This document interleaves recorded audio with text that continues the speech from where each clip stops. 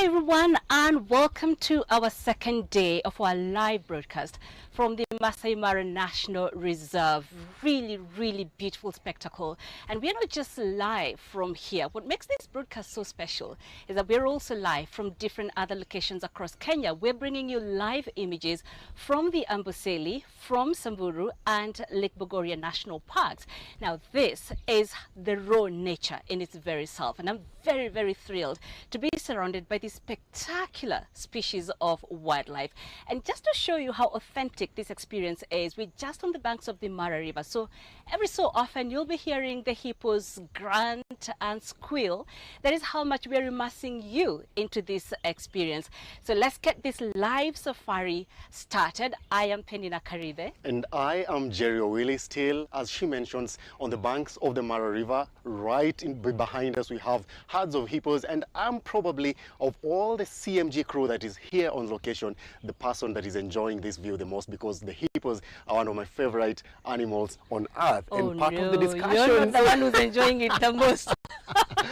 And part of the discussions that we had yesterday, we touched on the hippos just a little bit. And I'm really looking forward to some of the engagements that you're going to be having today. Yes. I do hope to get more insights still on the hippos. I'm really biased for the hippos. I remember I was telling you earlier, if I were ever given an opportunity to add one animal into the big five to make them the big six, Yes. it would be the hippopotamus. I feel the animals that reside in the water, that rule the water, need a representation into that top list. Let me give you a secret. Jerry grew up in a part of Kenya where they actually have so many hippos near Lake Victoria. So I understand why he's biased towards the hippos. But you know what, Jerry? Apart from that, for me, I think the thing that I would highlight the most so far is the conversation you had with Dr. Paula Kahumbu yesterday, because she touched on so many interesting things. I have been to the Mara so many times. I think every year I get the opportunity to come here, and I feel like every day I learn. And yesterday she touched on, several things that actually surprised me, because I didn't know. For example, she mentioned that the numbers of zebras and wildebeests had increased, and she talked about other things as well that I am hoping we're going to expound on a bit later in our conversations with her. But I think for me, that's the most beautiful aspect of the Masai Mara, that you could really never truly have enough of it. Every day you come here, it's actually an opportunity to learn and see something new and something different. That's true, and it's a safe haven for a lot of animals. We have been talking about some of the most elusive animals. We talk about the rhino, that not so many people get to see, because they really do not want to be near human activity. So they tend to stick to the deeper parts of the park. But it's also very hard to see things like the leopards. You can so often see lions. I'm sure during our live broadcast you're going to be seeing a lot of lions, probably a bit lazy during the day because they have most of the action in the night or late in the evenings, but you're going to see some of that. You're going to see a lot of herds of wildebeest. You're going to see zebras, you're going to see giraffes, and some of the gazelles and impalas. We have so many cameras that are planted in different locations across the Masai-Mara National Reserve. And as Penina mentioned earlier, we also have cameras planted on other parks, including the Samburu National Park and also the Lake Bogoria National Reserve, as well as the Amboseli National Park. So much to learn. Remember, yesterday we had Dr. Kahumbu on set, and she gave us very valuable insights.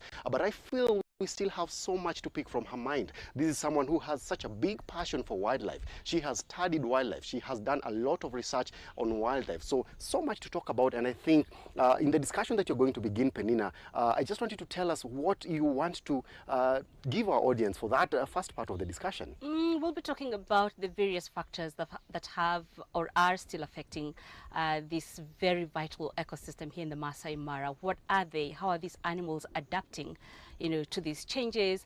But Jerry, also I want to hear more also about the places that you mentioned about. So I'm also going to be very keen on what your conversations will focus on when you touch about, Samburu. I've been to Samburu, but just only once. Can you imagine that? Yeah, and I guess, that also tells you, even for us here in Kenya, there's not every time we get to sample these spaces, and it's a call to everybody to always sample that. And so even as we get started on this live safari, calling it live safari because we're giving you live images from very many different parts of this country, let's first have a listening to a very special message from the Chinese ambassador to Kenya, Gu Yaifen. In April this year, President Ruto paid a state visit to China the two heads of state agreed to elevate the bilateral relations to China-Kenya community with shared future for the new era, and reached consensus on deepening our cooperation across the board, among which is the decision to hold 2025 China-Kenya Culture and Tourism Season. This will be a signature moment in the bilateral cooperation in tourism and culture. CMG's live broadcasting of the Great Migration is the very important part of this culture and tourism season, and will be a perfect opportunity for international audience to watch the world's greatest annual terrestrial wildlife migration in the real time. So I believe this event will further promote culture and tourism cooperation between the two countries and attract more tourists to visit the magical Kenya. Magical Kenya, indeed. That is the Chinese ambassador to Kenya, Guo Haiyan, just talking about how special this coverage is. And now we have Dr. Paul Kahumbu, the CEO of Wildlife Direct. Again, thank you so much for being with us today. Oh, what a pleasure to be here. Yeah, a pleasure indeed. So many things you've experienced in this great ecosystem. Yesterday you had a game drive. Did you witness anything interesting and special? I did. First, the Mara is looking amazing. Yeah. I haven't seen it looking so great in a long time. And we passed by a bush. We were told there was a lioness with a kill. Mm-hmm. And I asked my driver just to wait. And all the other cars left because she wasn't coming out. And then another lioness came carrying a tiny cub, like so tiny. I don't think its eyes were even open. It's really unusual. You never see lions babies that small because they hide them. They hide them from other lions and from other predators.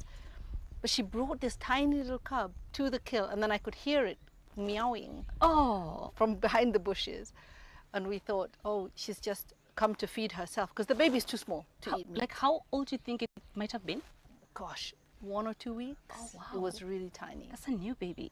And then it was about this big. Yeah. It was so sweet. And then, other cars came, and she picked up her cub and came back out again, and she walked right by our car, like literally right beside the car.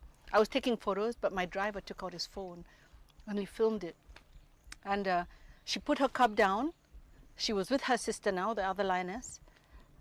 They snarled at one of the cars because everyone was trying to get a look, and then picked up the cub and just walked off back to wherever they had originally come from. That must have been so special, because I have come to the Masai-Mara, I think, for over 10 years. Almost every other year I'm here, but I've never seen a cub that small. That must have been truly special. Yeah. Were they not easy to spot?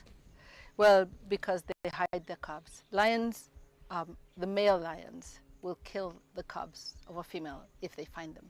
So the females have become experts in hiding their cubs, and it looks like she's lost all her cubs except one. Oh. That's why she was only carrying the one. They didn't seem to have any others around.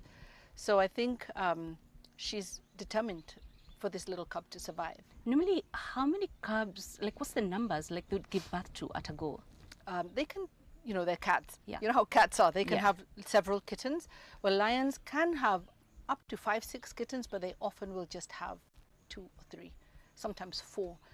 They don't all survive. There's a really high drop-off rate. They will die from neglect or be killed by other predators, or they die of starvation because it's really hard for the moms to feed their cubs. They usually will only maybe mature 1 or 2 in every litter. Oh, wow, that's incredible.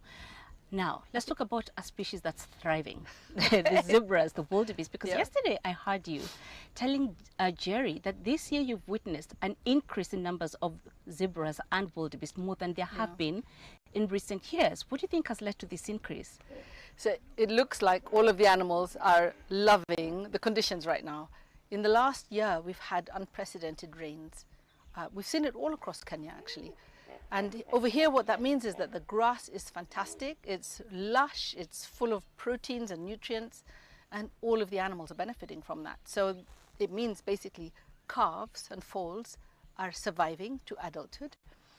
in the last 12 months or so. And there's been very few animals dying from starvation, which is a normal thing with wildebeest. About 30% of the population will die from predation. The rest of the deaths are attributable to starvation. That's remarkable, because Yeah. a lot of us think perhaps it's the predators. Because I mean, I've seen so many lions in the Masai-Mara. They're so easy to spot, but we also know there's so many other predators. So I would have thought majority of them fall to the predators and not really, you know, starvation. That's interesting. Yeah, the data is really clear that yes, the lions get and the predators get about 30%.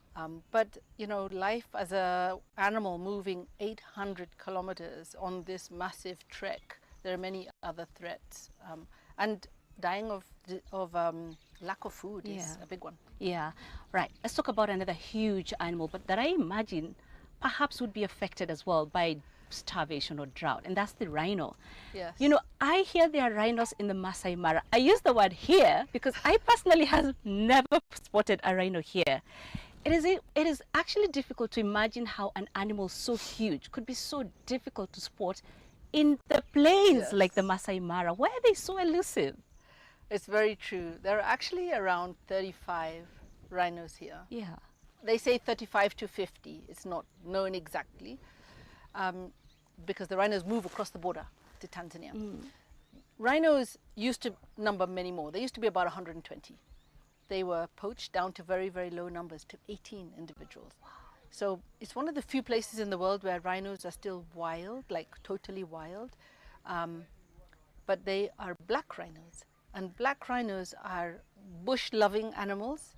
They are also very territorial, so they mark their territories. If you ask any of the rangers out here, they'll know exactly where the rhinos are, and they'll find you the dung middens, because they mark their territory with a toilet. They basically create a big toilet, and they'll keep marking. So any visiting rhino knows whose territory is nearby. Yeah.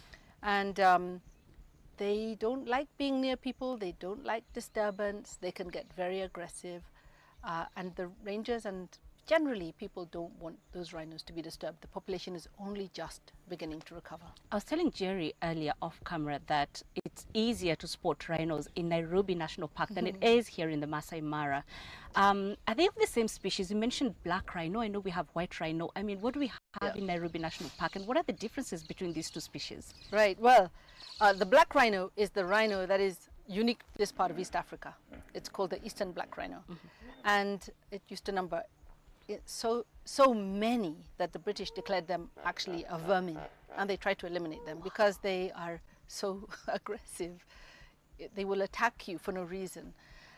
The white rhino is a species from southern Africa. It's called the southern white rhino, and it was brought into Kenya because rhinos across Africa were really facing a lot of threats because of poaching for their horns. So the white rhinos we have in Kenya actually originate in southern Africa. They are in Nairobi National Park and several of our conservancies and other parks. They are grazers. That's why they're easier to spot. They live in herds. They're very different, totally different animal to the black rhino. Bigger, grazers. They're docile like a cow. You can drive very close to them. They're easy to spot in comparison. I see now. Yeah. So you talk about many threats they face in the continent. One of them, I guess the biggest, I don't know if it's the biggest, but I would imagine poaching. But what other threats are these animals facing, the rhinos, and how are they adapting to these threats? Well, poaching is actually the biggest threat. In southern Africa, I think they are losing 2 or 3 per day. No, to per poachers, day? to poachers. Yes, the demand for rhino horn is very high, and the price and the value of it is very high. And that's why you don't hear people talking about rhinos where they are. Nobody wants to reveal and attract bad people to come and get those rhinos. But they do face other threats. You know, rhinos are vulnerable to lions and hyenas, and their calves in particular are very vulnerable. They don't have very good eyesight, but they have very good smell. And that horn is extremely sharp, and it could damage any predator. But they also suffer from diseases, and one of the major diseases is trypanosomiasis, or sleeping sickness, the one that comes from, what are these flies called? These big flies. Tsetse flies, Yeah. yes, tsetse flies. So the white rhinos are very vulnerable to that. And then we also have drought itself. Rhinos need water. So they don't occur in landscapes which are very, very dry unless you provide them with a lot of water. And that means that rhinos are confined to certain parts of the country, and they will die from starvation if there isn't enough vegetation, browse, grass or water. Okay. I'm just curious to know, are they adapting to some of these changes or not? They are adapting mainly by moving. Like they will go to places that are safe. They'll go to places that are difficult for people to find them. And, they're very interesting animals. When they breed, if they are very few, like the density is very low, they will have frequent babies. But the moment the density becomes high, like in Nairobi National Park, that's also why you see them a lot, because there are many, they will stop breeding. And it's just a hormonal control that they have in their population. It's unique to rhinos. So they are often moved, you hear of rhino translocations, is to actually move them to other locations where the density is lower and they will have maximum breeding potential. Okay, so one other thing about the Masai-Mara is the crocodiles, Yes. But we know there's also other kinds of reptiles. I think back in 2017, I visited Mara and I saw a huge python. It was the one and only time that I saw, and I've seen a snake here in the Masai-Mara. Okay. Yeah, how many reptiles do we have here? Well, we have a lot, a lot of reptiles. And I'm so glad you mentioned the python. Yeah. Because the python in Masai Mara is not the same as the python in other parts of Kenya. Is it? It's actually the West African python. And it actually speaks to the fact that this ecosystem is so unique because it's connected to Lake Victoria and it's connected to the Western and Central African forests.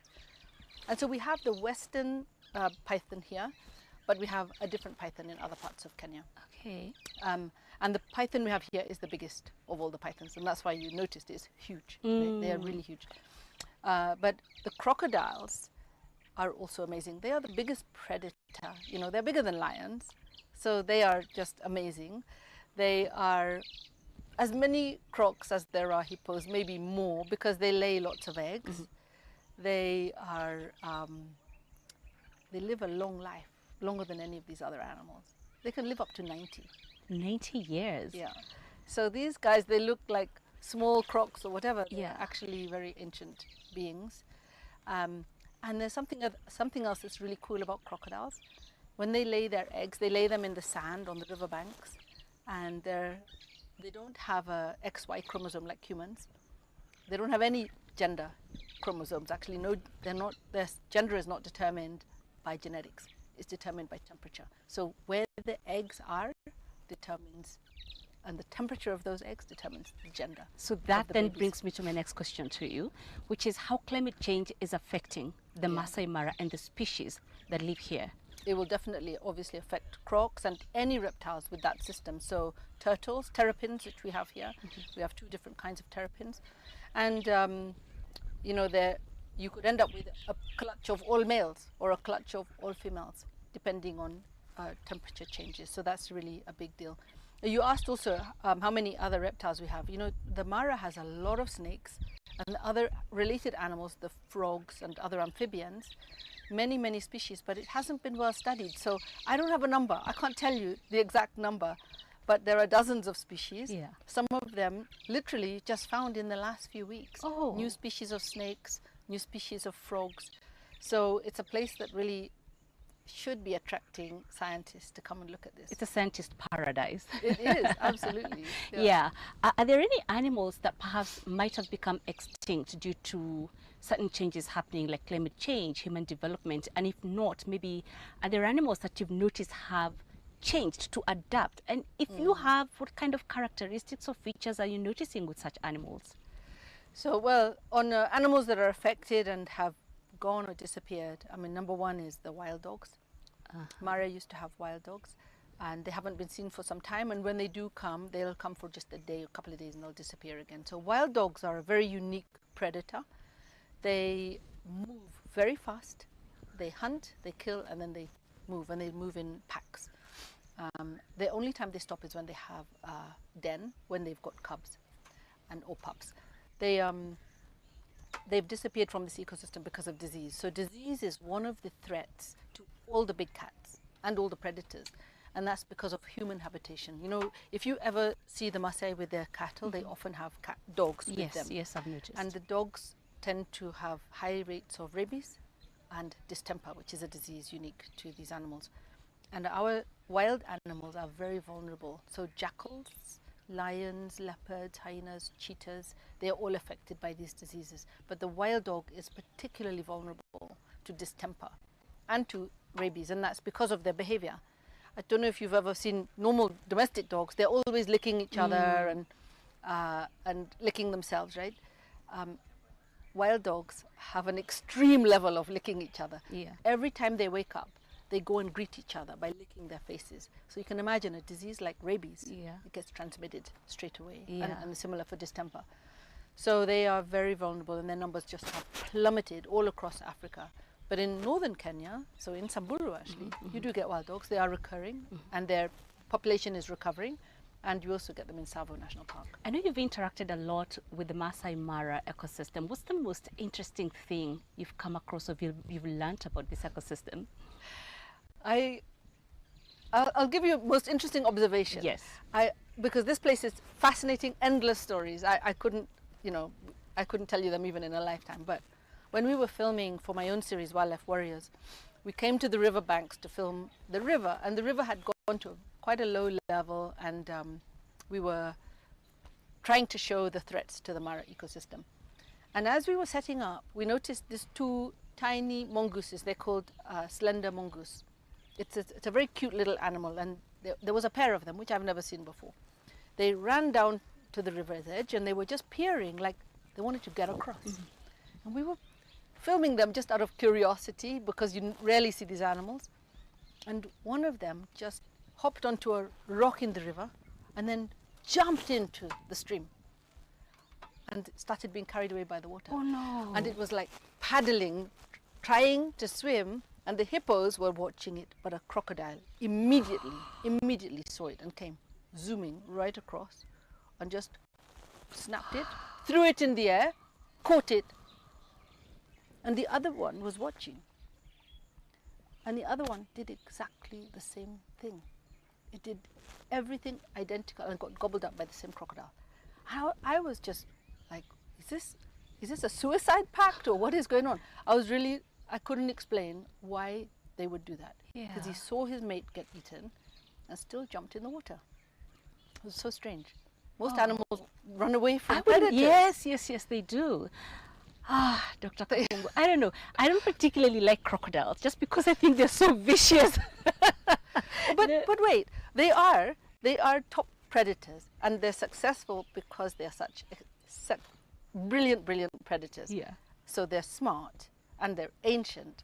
But did you know crocodiles are also very good mothers? Are they? They are. I thought they just lay their eggs and then they swim back to the river. The only reptile that looks after its babies. So they lay their eggs, and then they go back to the nest. They dig up the babies. They carry them in their mouth down to the water, and they look after the babies. The only reptile that does this. Is it the female that does that, or the male, or the both male and female? The female. Ah, I see. So yeah, so they have a maternal instinct, which is extremely unusual, and I think worthy of some praise. Well, I guess that's why why they're so ancient, because I think they're really ancient. Yeah. Well, we'll take a break for now, Dr. Kahumbu, but I know Dr. Kahumbu will continue with Jerry when we come back from the break, and they will be talking about all the other places. Dr. Kahumbu teased about Samburu. They will also talk about Amboseli and Lake Bogoria. So as we head into the break, we now have a special message from the United Nations Environmental Program Country Director here in Kenya, Rajiv Garg. Let's take a listen. Dear viewers, I am Rajiv Garg, Head of Kenya Country Program of the United Nations Environment Program based in Nairobi.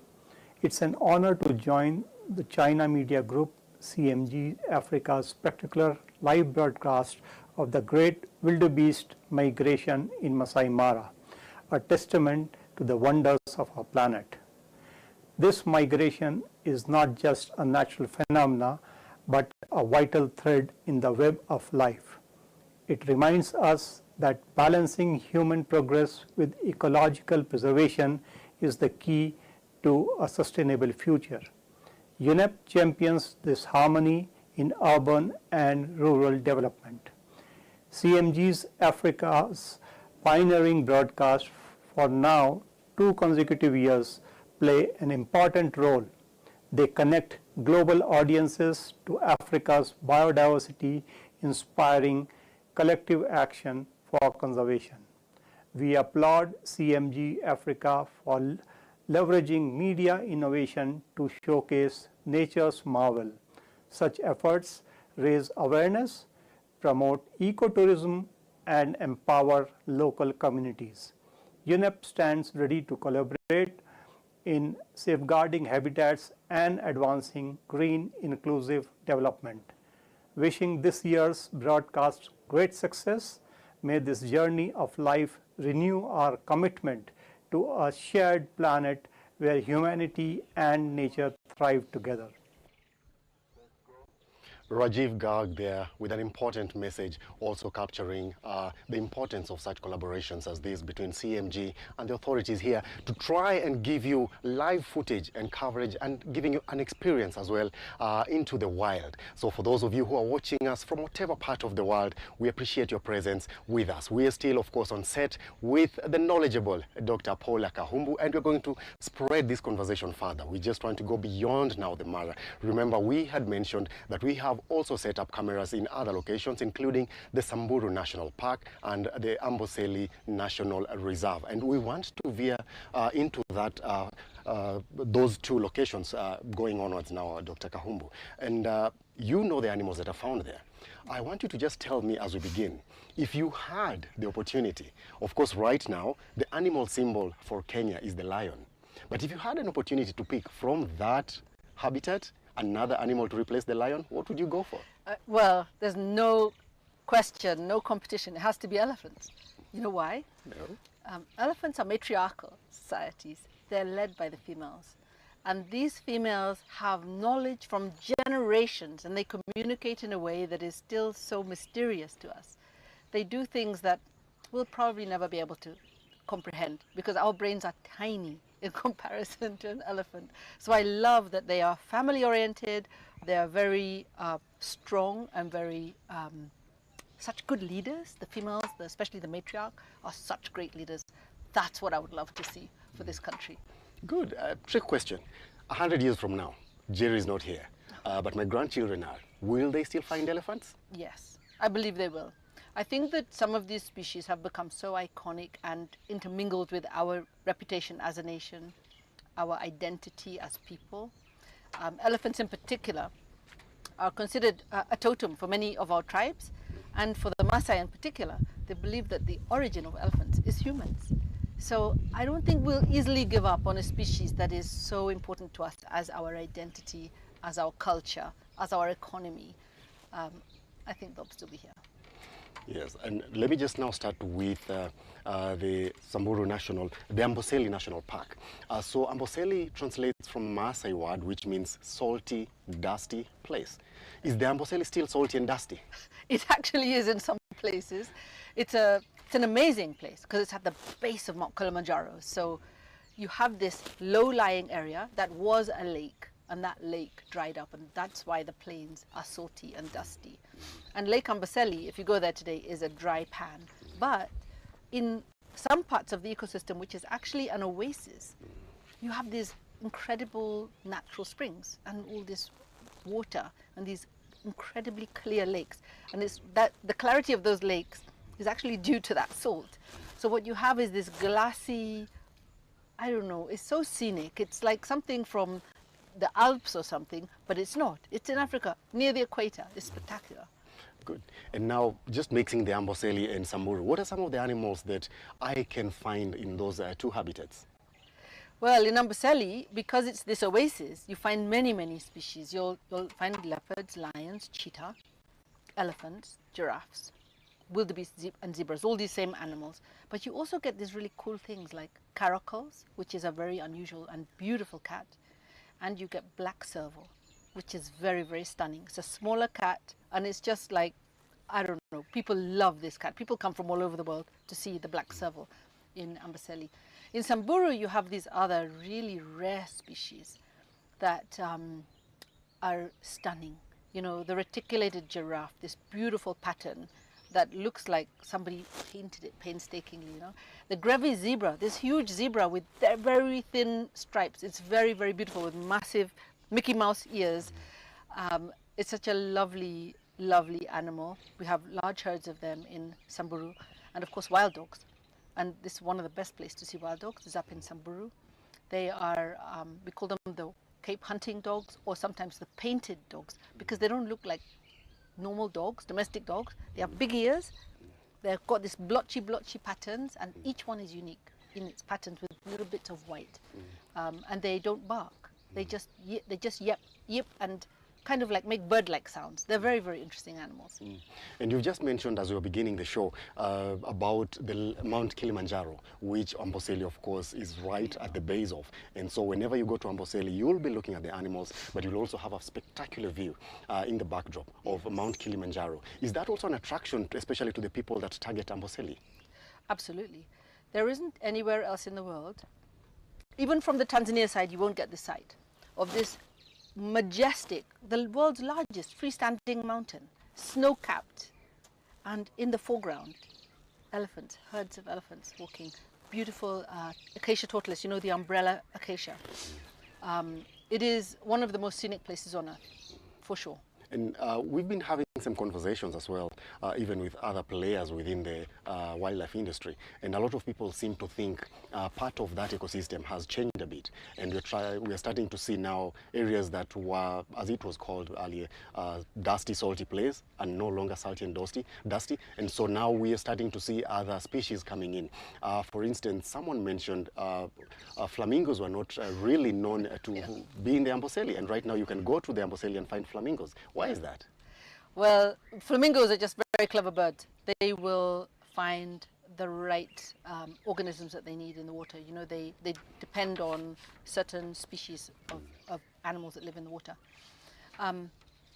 The landscape of Amboseli has changed over the last, I would say, 50 years. It's changed a lot.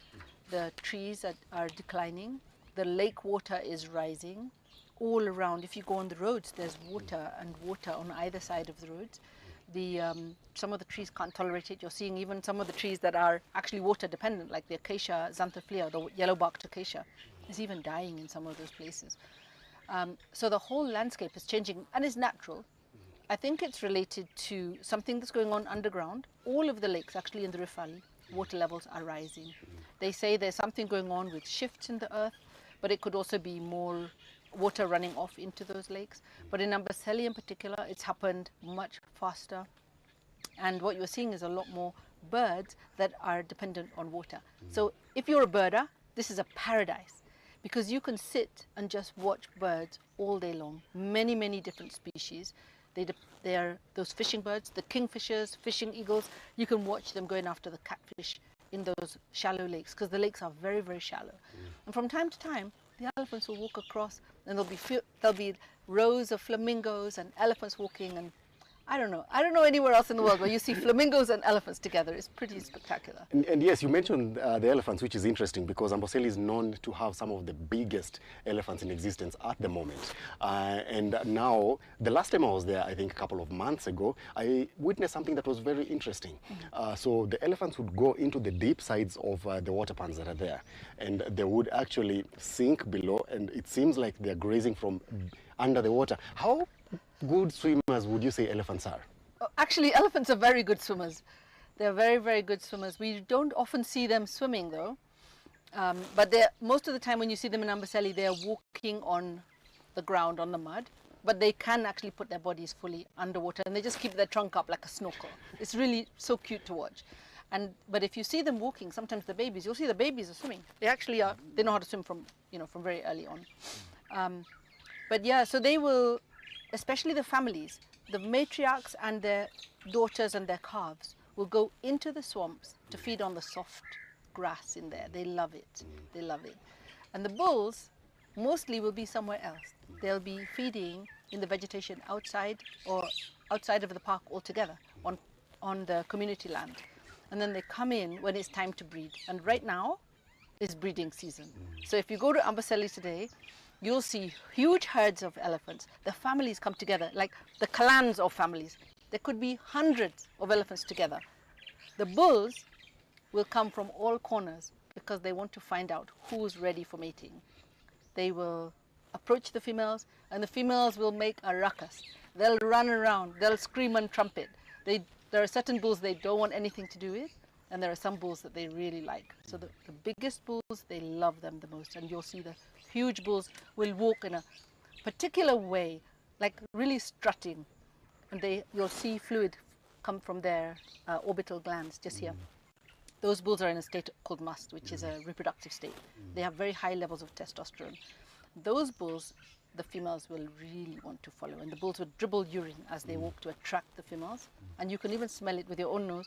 It's not a nice smell, but they love it, but it's not a nice smell for us. But the bulls, if they see another bull, they will fight.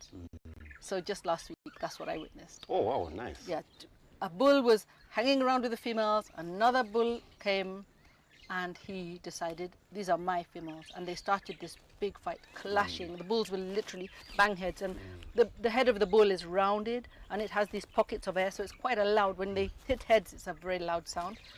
The females hate it, because the babies are at risk, and so there's lots of splashing around, and all these guys running around, the babies are crying, the mothers are trying to get their babies out of the way, and eventually somebody has to win.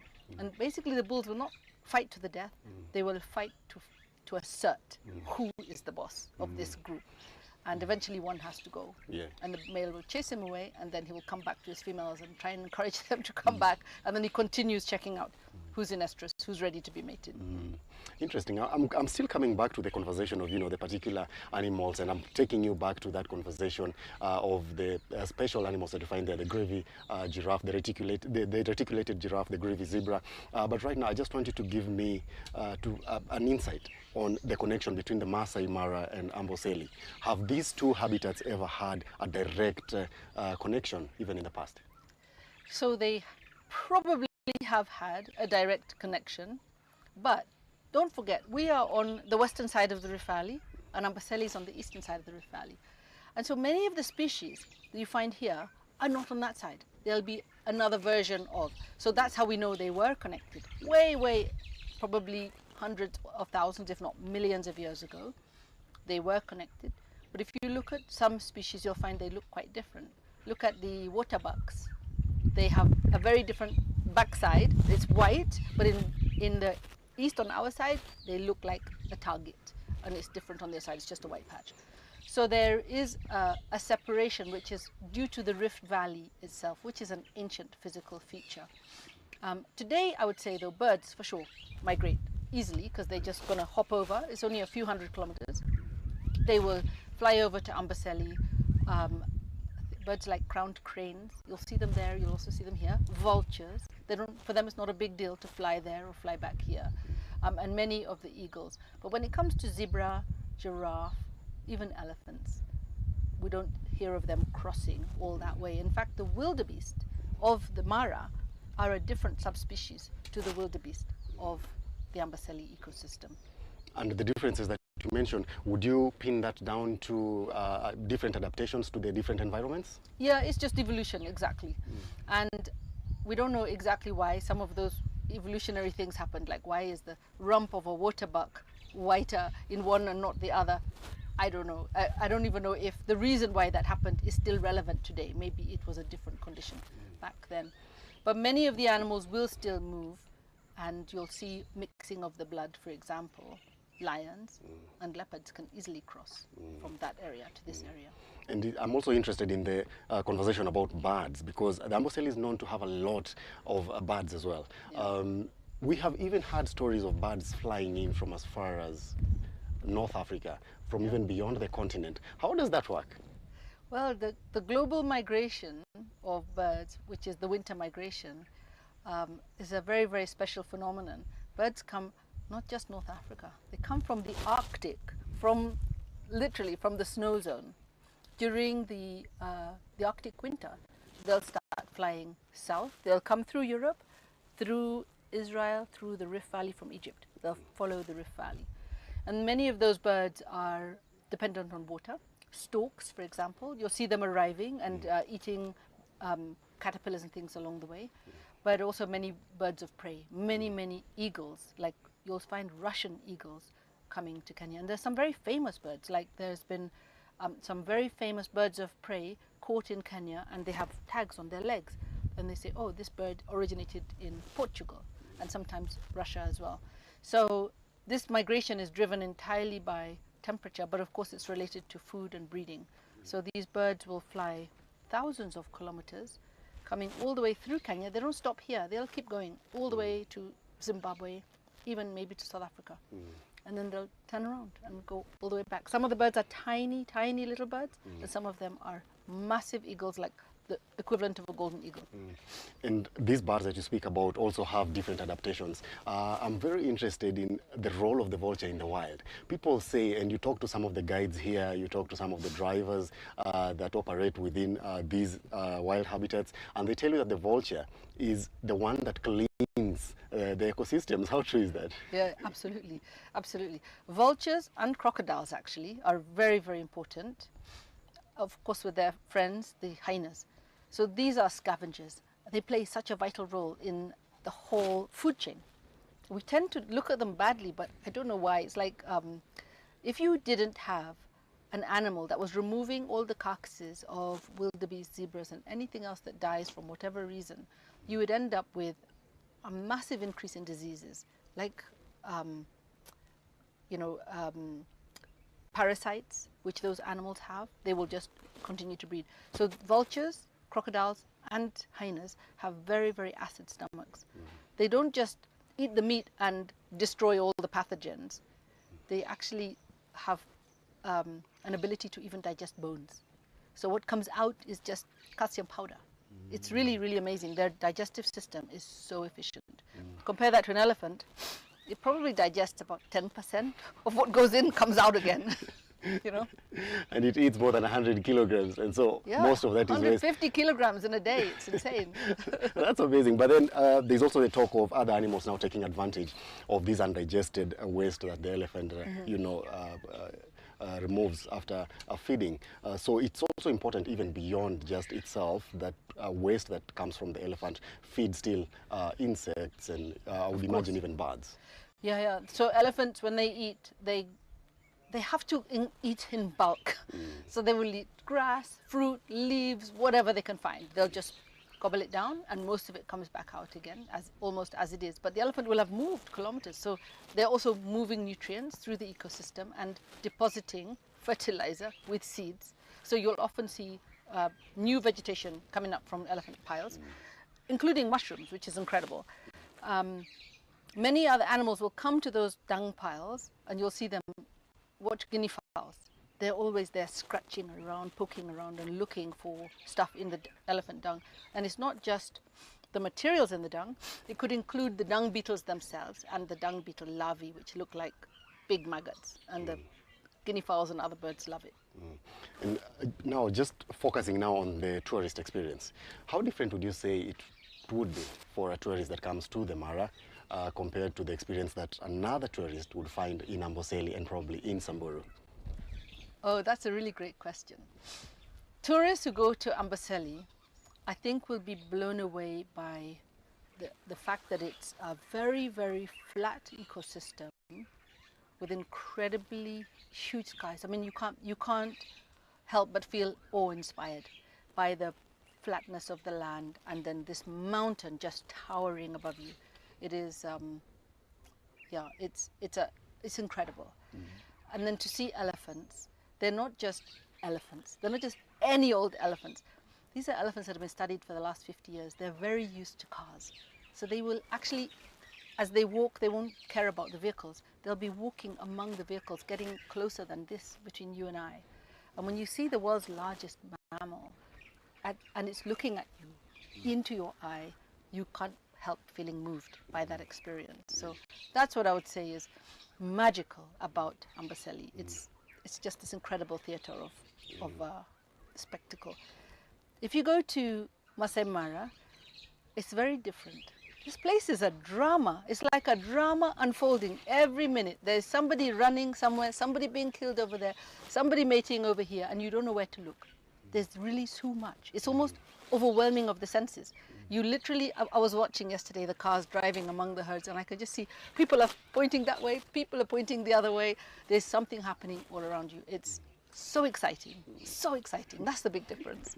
And one of my favorite experiences in Amboseli was I once saw two lions, both females, trying to pin down a porcupine.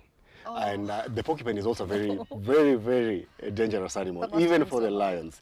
But does that just show how much different these two ecosystems are? Does it also point to the availability or lack of it, of prey in the two locations? So no, lions are just lions. Lions are very, very interesting animals. They're like cats. Do you have cats at home? I don't have one, but I know how they behave. So cats are very curious, and they are always curious about porcupines. And I'm pretty sure porcupine tastes quite nice. Even humans like eating them, by the way. But the lions will always try out to get a porcupine, and it's not because they're starving. It's because they love solving problems, and a porcupine is a very prickly problem for a lion. So you can imagine a porcupine, as soon as it feels threatened, it flares those quills, and it can't shoot them. People think they can shoot. They cannot shoot them. But what it can do is run, and the lions will chase, and then the moment the lion is close, it will lift those spines, and the lion will run into it. And that's why you often see them with spines sticking out of their face. And the spines have backward pointing barbs, so they get stuck, and it's very hard to remove them. It's extremely painful. So porcupine are very, very well adapted to predators like lions. If there were porcupines here in Mara today, you'll see the lions doing exactly the same thing. It's just that the grass is so high. If there are porcupines here, you're not going to see them, and they're nocturnal anyway. Driving time stops at 6. It's very rare to see some of these nocturnal animals. And I also listened into a conversation that you had earlier with Penina, also just focusing on the lions. So I'm really interested, what really is the biggest threat to lion populations in Kenya and in the larger, continent? Yeah. Well, lions continent-wide have reduced to about 20,000. In Kenya, we used to have 15,000. Today, we only have about 3,000 lions. So lions are in major, major trouble.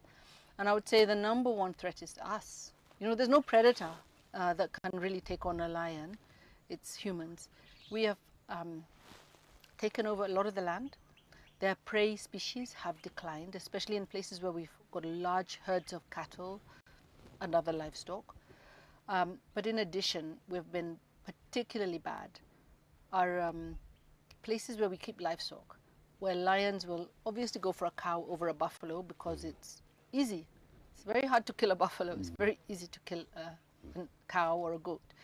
And so lions often get retaliated against. And some of that retaliation has in the past been people throwing spears or shooting them with a bow and arrow.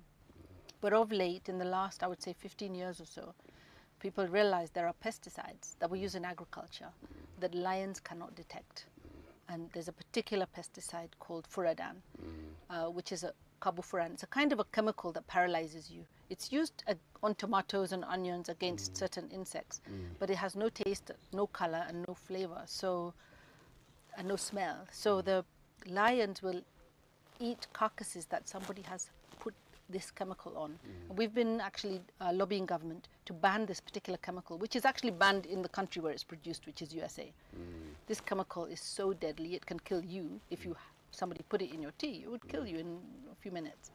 And sadly, we've witnessed lions in Masai Mara in particular have been very, very badly hit. And it's usually just a very angry community member who's lost a livestock who does this. And the lions they just can't retaliate against that. So a whole pride and hundreds of vultures will be affected by just one cow laced with this chemical. It's that deadly. But then has there been any progress, because there have been a lot of campaigns to just try and help the locals and the communities that live around these wild habitats just to understand the importance of these wildlife habitats and the animals that live in them. Has there been any progress, culturally and even in some just traditional practices that involve the humans and the animals to just try and ensure that they stay alive? There's actually been a lot of effort and I would say even a lot of progress, because lions are recovering in some parts of Kenya, and in particular here in the Mara. I would say that the fact that a lot of the rules here in the Mara have changed is making a big difference. I can't come into the Mara without a local guide in his own car or her own car, which means now there's a lot of revenue going back to the community, which was not there before. And I think part of the reason why they retaliate against lions is because they're living alongside this great spectacle, which is worth billions of dollars, and they're not benefiting from it. Now they can benefit from it by being part of the business associated with visitors coming here. So that's huge. I think that's going to make a massive, massive difference. There's also been a lot of education and conservation organizations coming up with other different alternatives, right? So there's a young Maasai boy from near Nairobi called Richard Turere. He invented a flashing light system. I don't know if you've seen it. It's amazing. It basically mimics somebody walking around, and the lions think that you're awake, and they put it on many of the bomas and the homesteads around here, and the lions don't come after the cattle as a result. So that's been a very interesting innovation driven by one individual, but being used now all across Africa, even in some places in Asia and in the Americas. So that's really exciting to see innovations being supported, somebody actually doing it now as a business. So that's really great. But I think education is number one. How do you persuade a community who live in this landscape? We want them to live with wildlife. How do you persuade people to live in coexistence with these great animals, whether it's elephants, snakes, lions, crocodiles? I mean, would you live with an elephant in your backyard? Very few people would, right? Whether you're in Kenya or Tanzania or America or UK, nobody wants to live with these dangerous animals. They injure you, they can kill you, they can destroy your crops, they can harm your family, they can destroy your property. And so Kenya has come up with a new nationwide offer, which is on compensation. If you lose your livestock to a lion, or if you lose your crops to an elephant, the government will pay you back. It's not easy. I won't say it's 100%. It's not a silver bullet, but it just takes away the sting of damage and injury and loss. Just as I let you go, describe in one word Kenya's rich heritage of wildlife. How would you describe it to someone who hasn't been to Kenya? It's a treasure. It's really a treasure. Thank you so much. That has been Dr. Paul Kahumbu giving us very, very valuable insights, of course, go veering even beyond the Masai-Mara National Reserve, on whose banks we are right here at the Mara River. We have also been having conversations touching the Samburu National Park, as well as the Amboseli National Reserve. This conversation is going to continue. Of course, remember, my colleague Penina Karibe is still here on set. We just want to now recap some of the things that we have had for today and even yesterday. But beyond that, we have another important message sent to us for this show, to you, our audience, and to the CMG team here. And that is from Anna Claudia Rosberg, who is the Executive Director of the UN Habitat. Please take a listen in. Dear viewers, I am Anna Claudia Rosberg, Executive Director of UN Habitat. It's an honor to join CMG Africa's spectacular live broadcast of the great wildebeest migration in Masai-Mara, testament to the wonders of our planet. This migration is not just a natural phenomenon, but a vital thread in the web of life. It reminds us that balancing human progress with ecological preservation is key to a sustainable future. UN Habitat champions this harmony in urban and rural development. CMG Africa's pioneering broadcasts, now for 2 consecutive years, play a crucial role. They connect global audiences to Africa's biodiversity, inspiring collective action for conservation. We applaud CMG Africa for leveraging media innovation to showcase nature's marvels. Such efforts raise awareness, promote ecotourism, and empower local communities. UN Habitat stands ready to collaborate in safeguarding habitats and advancing green, inclusive development. Wishing this year's broadcast great success. May this journey of life renew our commitment to a shared planet where humanity and nature thrive together. Thank you. Anna Claudia Rosberg there, just capturing the value of these wild habitats and the value of collaborations in ensuring that these animals that are in existence today continue to be in existence for the generation beyond ours. Penina, we have had such an insightful conversation, remember, with the Dr. Paula Kahumbu, who has just now left set, and so much to take away from her talk. But I'm also really captivated by her discussion on the Rift Valley. Now, the Masai-Mara being on the western side, and Amboseli being on the eastern side. And the animals, even giraffes themselves as a species, are different on the eastern side and on the western side. Yeah, and you know, I had a conversation with her earlier, just before the show started, and she talked about that actually, and she said that even the wildebeest that you find here in the Mara are completely different from the wildebeest that you will find in the Amboseli National Park, just because those ones are adapted to just that environment. They never go anywhere. Yeah, and it got me thinking. I wonder what are some of those, you know, differences that maybe tomorrow we should actually ask her, you know, what are some of those differences we find between the animals found in the Amboseli, for example, the wildebeest, because when I look at them, they just look all the same, you know. I never would have known that there are differences.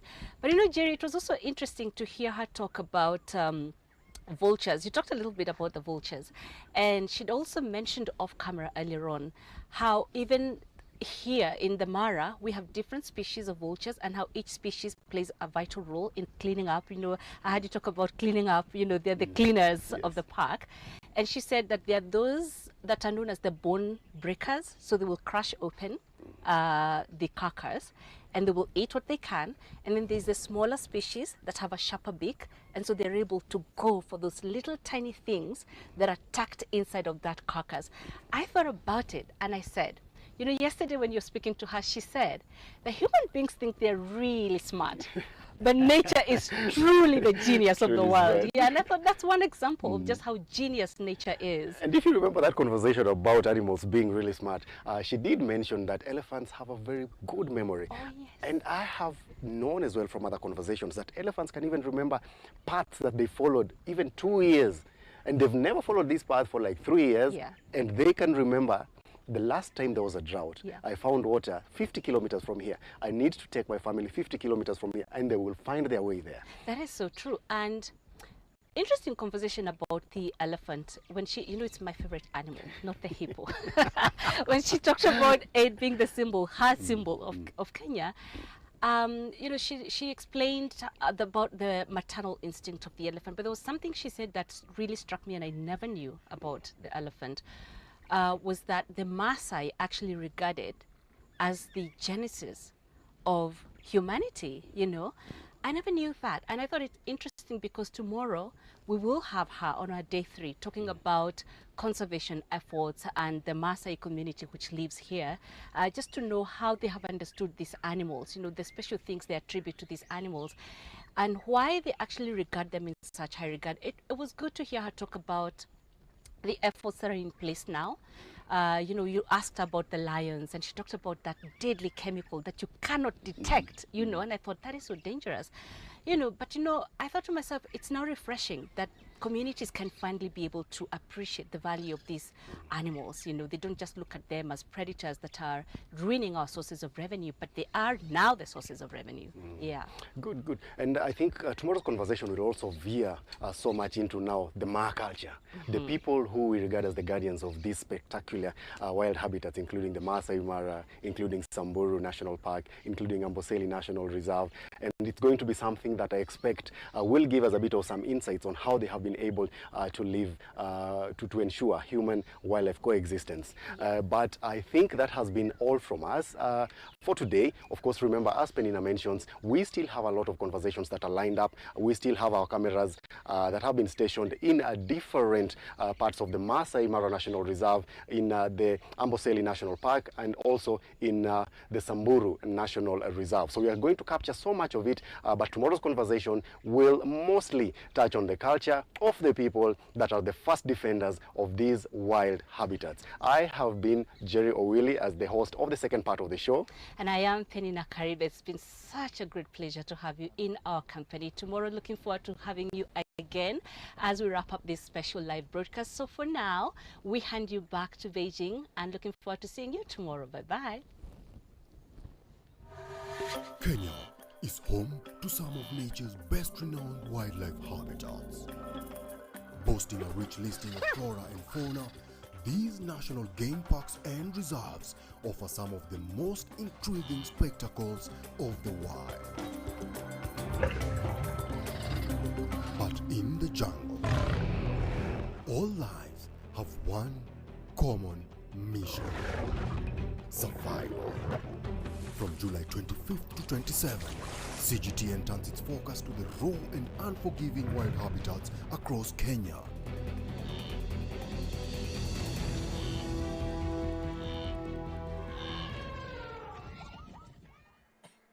Good morning, good afternoon, and good evening. Welcome to CGTN's special live streaming program, The Hype, where minds collide and ideas amplified. I'm your host, Zhang Zhenyi, coming to you live from China's capital, Beijing City. Well, from July to September every year, millions of grazing wild animals gathered and form a mighty migratory army. From July 25th to 27th, which is from yesterday to tomorrow, from 8 to 12 GMT, which is from 4 to 8 p.m. Beijing time, we will take you to this massive African savanna and to take you experience this epic journey by yourself. This journey is also known as the annual Great Migration of East Africa. For our journey today, we are glad to have two amazing guests. Well, how about introduce yourself, please? Ladies first. Oh, thank you. My name is Beatrice Benjamin Fraeli. I am an assistant lecturer at the College of African Wildlife Management in Mweka in Tanzania, but also I am a PhD student, Animal Ecology, Northeast Forest University, China. Thank you.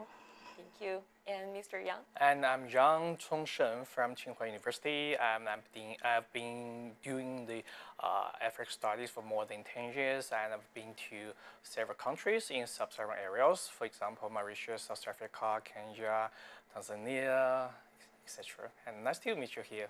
Thank you so much for joining our show today. I can't wait to start our journey. And for our viewers, you can watch this episode on multiple social media platforms, including CGTN's Facebook, YouTube, X, as well as Chinese WeChat, Weibo, and also CGTN official website and app. And please, you're more than welcome to leave comments below if you have any questions during this journey, and also just simply let us know how you feel.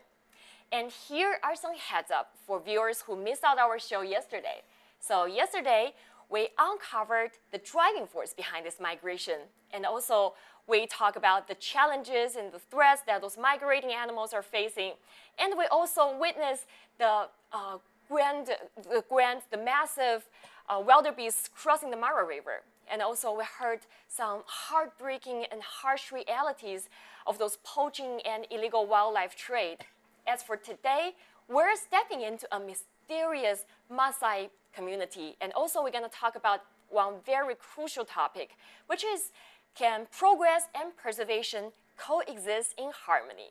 Well, so buckle up. Let's start our journey today. So my first question is for you, Mr. Yang, because I already asked Beatrice this yesterday.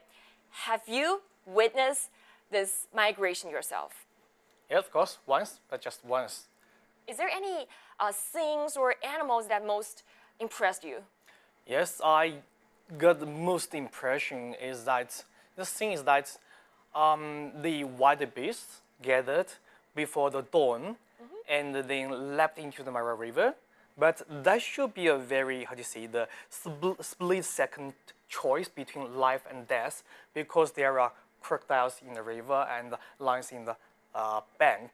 So for me, that should be a very stunning and striking moment when I see the animal migration.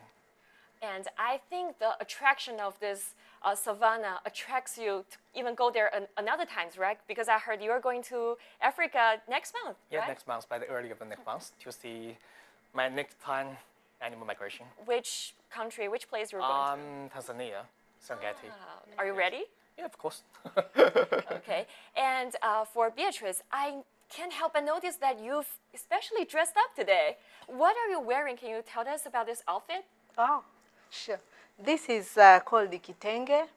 It's our common dress in Tanzania and some other African countries. It is used by women.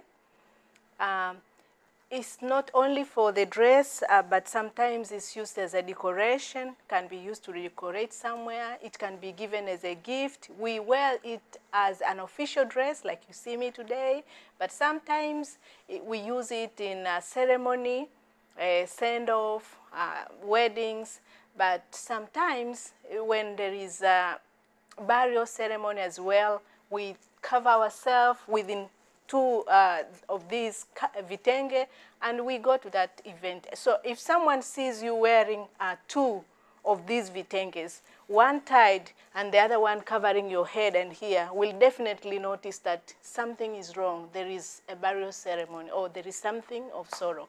But if I'm wearing like this, I'm happy and official representing Tanzania. Wow, thank you for telling us how to distinguish this different kind of like a dressing style. Yes, They're and it's really- a good gift. You can as well give it to someone. It's most of the time in weddings or in send-off, or if you happen to get a baby, it's a very important gift to a woman who is having a baby. So, Wow. yeah. I really like the color, this combination of this pattern, the stripes. Just give me this or energetic vibe, those vibrant vibe. Exactly. Well, we'll come to the African culture later in our show, and now let's talk a little bit about the migration. Well, as we saw earlier, this 2 hours live stream, and also what we saw yesterday, I can't help but notice that there are so many crocodiles, but they're just basking in the sun so lazily in the river. That somehow contrasts the stereotypical image of aggressive, dangerous, or fierce. Why do they become less aggressive now? Are they really become less aggressive now? Because they're in the river, just lying there? No, they're No? not less aggressive. Oh, The crocodiles are carnivores and they're very aggressive. That's their normal behavior. And when we see them basking, appearing like lazy, most of the time they're well fed, and crocodiles are cold-blooded with very slow metabolism. So once they eat, they'll take some time, several months, even a year without eating. So it is possible for them to just rest. And it's a way of them regulating temperature, because their temperature is regulated by the external environment. Crocodiles are ambush hunters. Usually they are not active hunters. It's not like a lion or a cheetah that you would see it running towards a prey. No, they'll take cover and ambush the prey. So seeing them basking, it's normal. Yeah. They can go for a long time without eating. And after eating, in fact, they don't need to influx food just like for us because of slow metabolism. So and what they eat, they usually take it wholly. Then it starts to be digested slowly, using the acids and enzymes. That takes quite a long time. But otherwise, I would say they are aggressive. Nothing has changed. They are not lazy as what we might think. so when we're saying they're just lying in the river, it's important to never lose your cautions. Exactly, exactly. We should not take it for granted.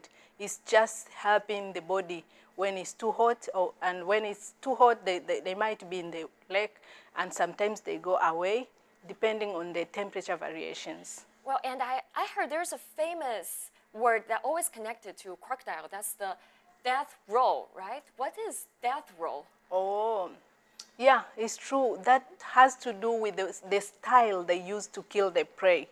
That after catching the prey, they usually roll. And it's good that in a water body, they tend to cooperate and get big chunks among each other. So that's a style to kill the prey. Wow. Yeah. Yes. Speaking of those formidable animals, we must mention Africa's big five. I think that's lion, elephants, buffalo, leopard, and rhinos, right? But sometimes, even a dominant male lion may fear those packs of hyenas. So my question for you, Mr. Yang, is that does this suggest that there's no permanent winners or rulers in nature? Okay, the question is very interesting. We can see in many documentaries or movies or even in the news or live shows, the numbers of hyenas gathered and they surrounded a long line. And this, I think in this situation, numbers and the cooperation can tell something.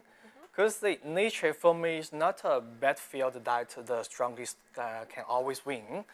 And sometimes the numbers, cooperation, adapting can determine the outcome. And strategies. Yes, and strategies. And of course, as the very famous philosopher and the the sociologist, maybe you know that, his name is Herbert Spencer. And one of his most famous sentences is that survival of the fittest. So I think that should be a very good conclusion about what you ask, survival of the fittest. And it's up to the strategy, the cooperation, the number, etc. Yeah. It's very well Yeah, said. a large pack of hyena can chase away a lion. Yes. That is possible. Yes. So the issue is their cooperation and the number of hyenas in Yes. the pack. Oh. Yes, they become so aggressive, and the lion will just leave the... And they normally do the same for cheetah, for example. And they create a particular kind of behavior, we call it kleptoparasitism, which is really affecting cheetah, for example. Because when it sees disturbance, it usually leaves the prey, and it is taken by other strategist carnivores. Wow. Yeah, kleptoparasitism. Speaking of this, I'm curious to ask you this question. Is in groups always better than being alone for those wild animals in nature? That question, it depends. Yes, nature has allowed some animals to succeed in groups, like what we see in the big cat, like lion, like in hyena, like in wildebeest, in buffalo. We see them living in large groups. The same also with the wild dog. They are successful, but depending on what they eat. Yeah, but for some, they are solitary, and nature has made it successful for them. Taking an example of a typical solitary cat, a leopard, it can hunt alone, take a prey, and then it's a must for it to cover. And usually we see it taking it up to the tree because of avoiding disturbance from other carnivores. Now for it, it is adapted, it is strong enough to kill and also carry it up, that it will not be eaten by others. But for other reasons, in other carnivores, they should be in groups. Yeah, so naturally, we have animals that are enjoying and they're benefiting group living, while others are benefiting from individual or solitary living. And main factors is about resources competition. In groups, there is resource competition, so food must be available. So like plants, it is available, and it cannot be even protected. So they usually eat, the herbivores like wildebeest, they'll eat, and they go moving to other places. With the exceptions of selective herbivores, like the dik-dik, they'll have to protect a territory, a small-sized area where they get these resources. Then resources should be within the territory. Otherwise, it's not paying to defend that territory. Yeah. Wow. So it can be So said it's that very diverse. Yeah. So it can be said that for every species, every animal is choosing the most suitable ways of survival for themselves according to its physical strengths, physical conditions, or habits. Well, I think we all agree that the ecosystem is an interconnected tapestry. Let's see, you tug one thread, the whole fabric shifts. Exactly. So I can't help but wondering that when such a wildebeest migration sweeps across the savannah, what other impacts will they cause to other lives? For example, let's say lions or elephants or giraffe, even vultures. Well, how will this migration affect them? Oh, thank you very much. The ecosystem is so interconnected, and the balancing of this ecosystem make it resilient in case of any changes. So plants, animals, the soil, water, air, they are all very important components in the ecosystem so as to make sure that it is in a balance, in equilibrium. So now going straight to the wildebeest, in Serengeti and Mara ecosystem, they are very important to other animals and to the ecosystem itself. These wildebeest, they consume, they eat grasses. Now, by taking the grasses, they minimize the plant biomass. So just the action of grazing is very important in the savanna, because assume all these grasses would be there, and savannas are prone to wildfire. This would be really so much fuel to burn and change the Serengeti-Mara ecosystem into a carbon source. So just their action is very important. But another important value of the wildebeest is by grazing, that's a disturbance in that habitat, in the ecosystem. And disturbance, the optimality of this disturbance promote diversity of other plant species. Then we'll have acacias coming in, we'll have some shrubs. So it's balancing the vegetation. We say it's regulating vegetation. And when we have diversity of plants vegetation, you have diversity of animals, and you have diversity of other animals that depend on the animals. But apart from being the prey, or eating the grasses, these wildebeests also, they are eaten by carnivores. We say they form a component in the predator-prey dynamics. They provide food to carnivores. So in that way, because carnivore could not eat grasses, so that energy has to be taken from plants by herbivores. From the herbivores, it goes to the carnivores by being eaten. So the lions are also benefiting from that kind of, yeah, so it's like a cycle. But it's not only that, their dungs are really important. The dung beetles are using these dungs to make their, the balls. And within these balls is where they lay their eggs. Eggs hatches into larva. Larva consumes these balls. So it's many things that makes wildebeest a very important component in that ecosystem. But remember, their carcass decompose within the soil and nutrients goes back. Their dungs goes to the soil and nutrients are recycled back to the ecosystem. So it's many things that we can talk about existence of wildebeest in that ecosystem. But even for us now to appreciate them is really beneficial. Yeah. That's very informative, and you explain this whole life of circle in a very plain, very easy to understand way. Well, I have a question is that for vultures and let's say hyenas, they got really bad reputation, really bad names. Do we still need them? Are they important? Sure. Vultures are very important. Vultures, hyenas, they are very important in nutrient cycling.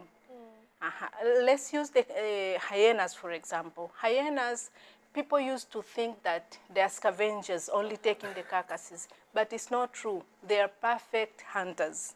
I think we have seen, yeah, they are good hunters. Studies indicates, and we have seen physically that they are perfect hunters. Their role of eating almost everything, they have very strong adaptation of their teeth, the carnassial teeth, in which they can break almost everything from the hair, from the bones. So that's very important in helping recycling nutrients. The same goes to the vultures also. They are consuming so much. Assume these dead wildebeest and the rest, if they would remain, what would happen? Maybe it would be smelling everywhere. So every animal, using the vulture, using the hyenas, they're very important aspects in the ecosystem. Yes. Very well said. Yes. We can see even these hyenas, they check the balance of other carnivore populations because they compete for resources. Yeah. Well, we definitely heard so many information about how this migration affects the lives of others. But wait, there's another very key player in the savanna story. That is the Maasai people. They're the neighbors to wildlife. Well, actually, we have a short video show you how vibrant they are and to show you their spirit. Let's take a look.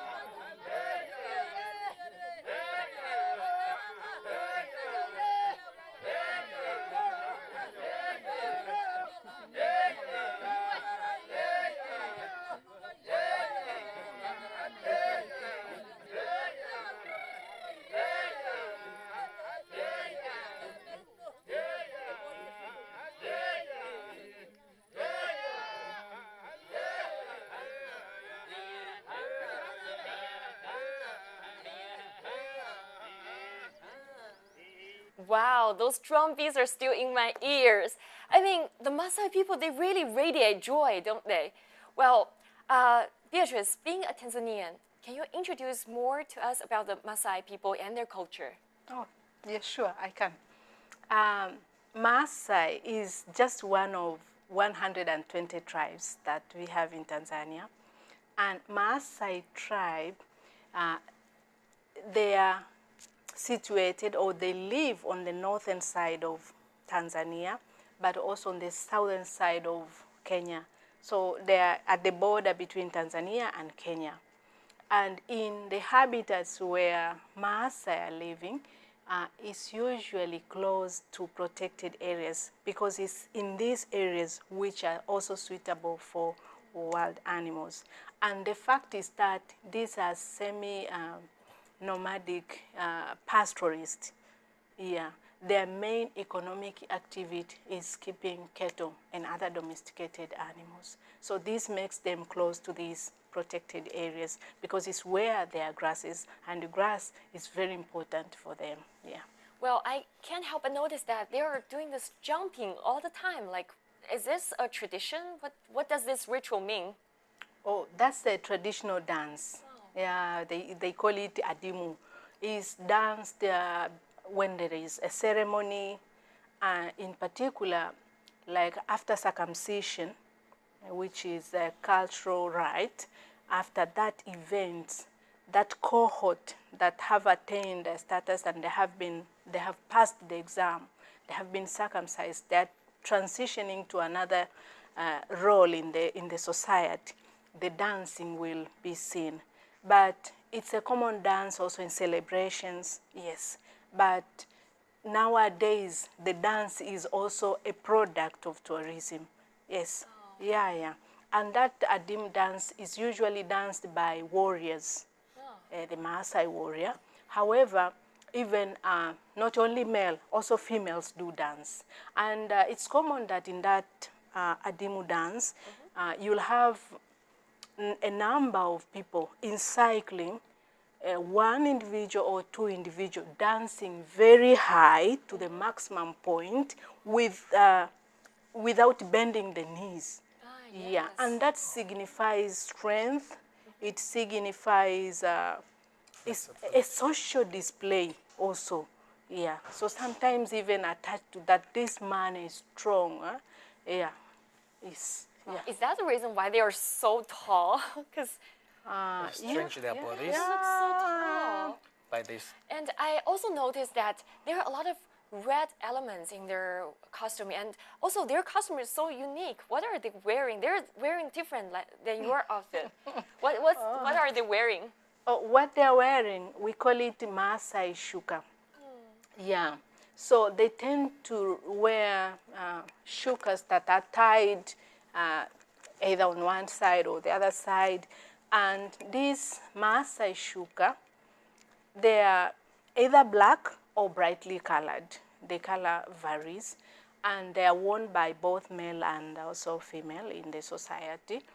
And it's their culture wearing those kind of dress. And it's good that Maasai is just one among very few tribes that have maintained their culture until today. So we have so many things that we can see among Maasai, from their dances, from the cultural rituals like the circumcision, but kingship kind of structure or leadership, but also spiritual connotation with their god, whom they call Engai. They still hold unique things that have been lost or eroded in other traditions or in other tribes, but in Maasai we still see it. Yeah, yeah. So it's not just the dances, but also the kind of leadership. They tend to have their leaders, the Laigwanan, someone who is respected in the society and who has inherited. Yeah.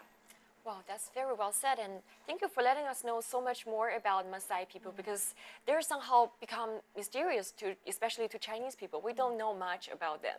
Well, I have a question for you, Mr. Yan, is that are they facing any challenges, the Maasai people? For me, as I observed, one challenge should be the cultural marginalization, because you can see the Maasai people, they are tall and have different unique culture, but with the years development in Tanzania and with the urbanization process going on, we can see, Maasai people are facing this kind of problem. So also, but I think this challenge can also be the advantages, because Maasai people has long been living in the grassland, and they have very good observation on the animal behavior, on the seasonal rhythms, on the rangeland shifts. So that these insights of them can be very and uniquely valuable. And for this, I think for not for the government, just for the culture or for the local people, for local community, it's a good way to try to integrate these cultures into their own communities and make this more expanded to other countries, or other countries or other cultures. So that should be a challenge, but also an opportunity. Yeah, sure, it is an opportunity, because to them they know so many of wild animals, but even traditional medicine, because they are more close to nature. So Beatrice, you mentioned about their knowledge, they're very familiar with the wild animals. So my question for you is that how Maasai people and also their culture affect the local wildlife management?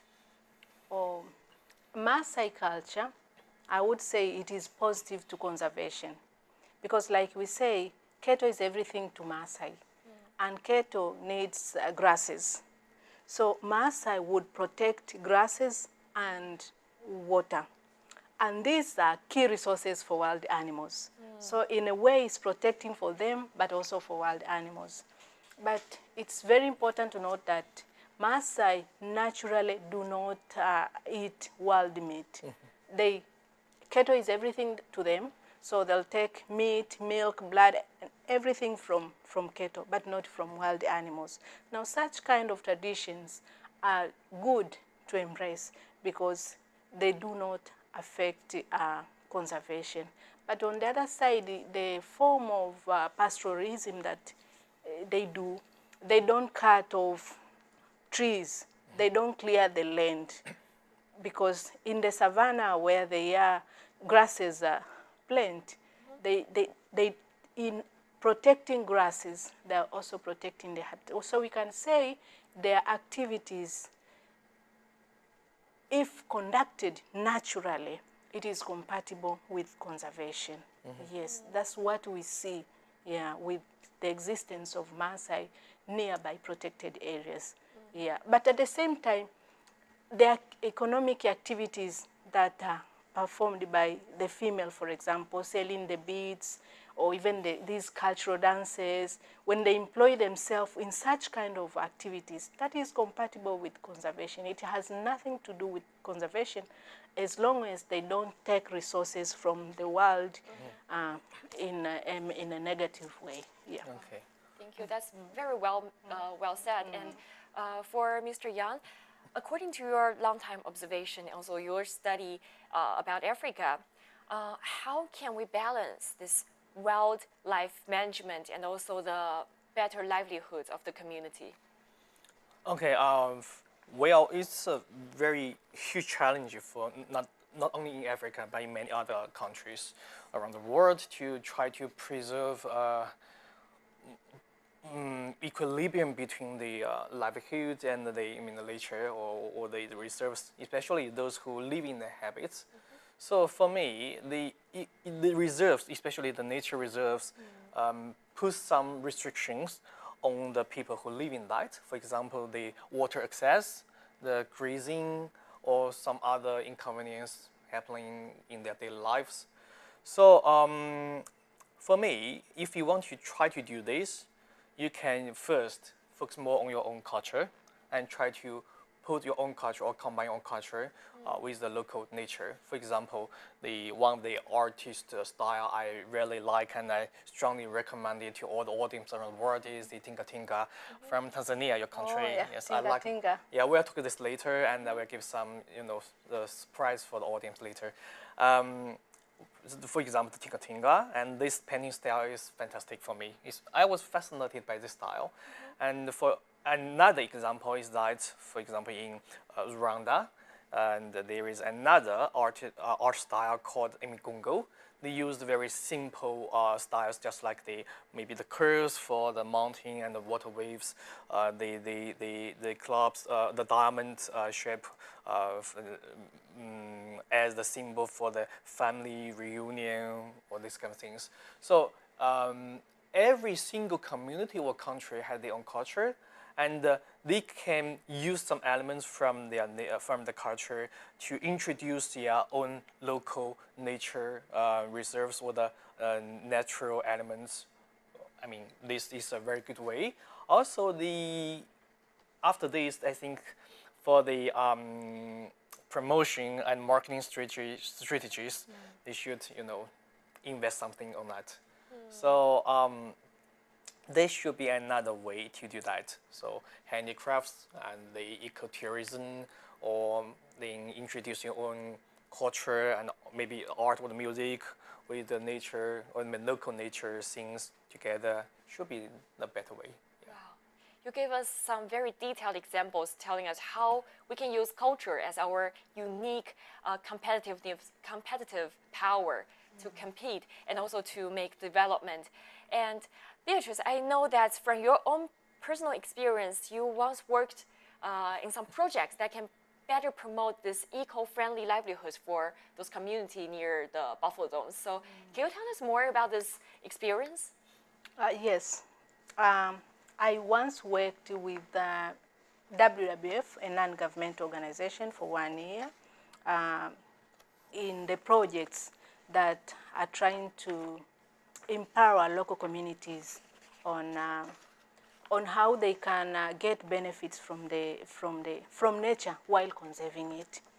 And then I've been working with the College of African Wildlife Management for 16 years now, where we are also teaching these kind of practices that are generating income, entrepreneurship that is benefiting conservation. Yeah, we have heard of being in ecotourism, for example. That's a good example. Being employed in activities that are going hand in hand with conservation, whether it could be beekeeping or afforestation, owning tree nurseries, botanical gardens. All these are quite beneficial and helpful because they help wild animals and nature in totality. Well, and another way where local communities now can benefit from nature, I would now use an example of Tanzania. We have a model which we call it, it's a kind of protected areas. It's in fact a subset. We call it wildlife management areas.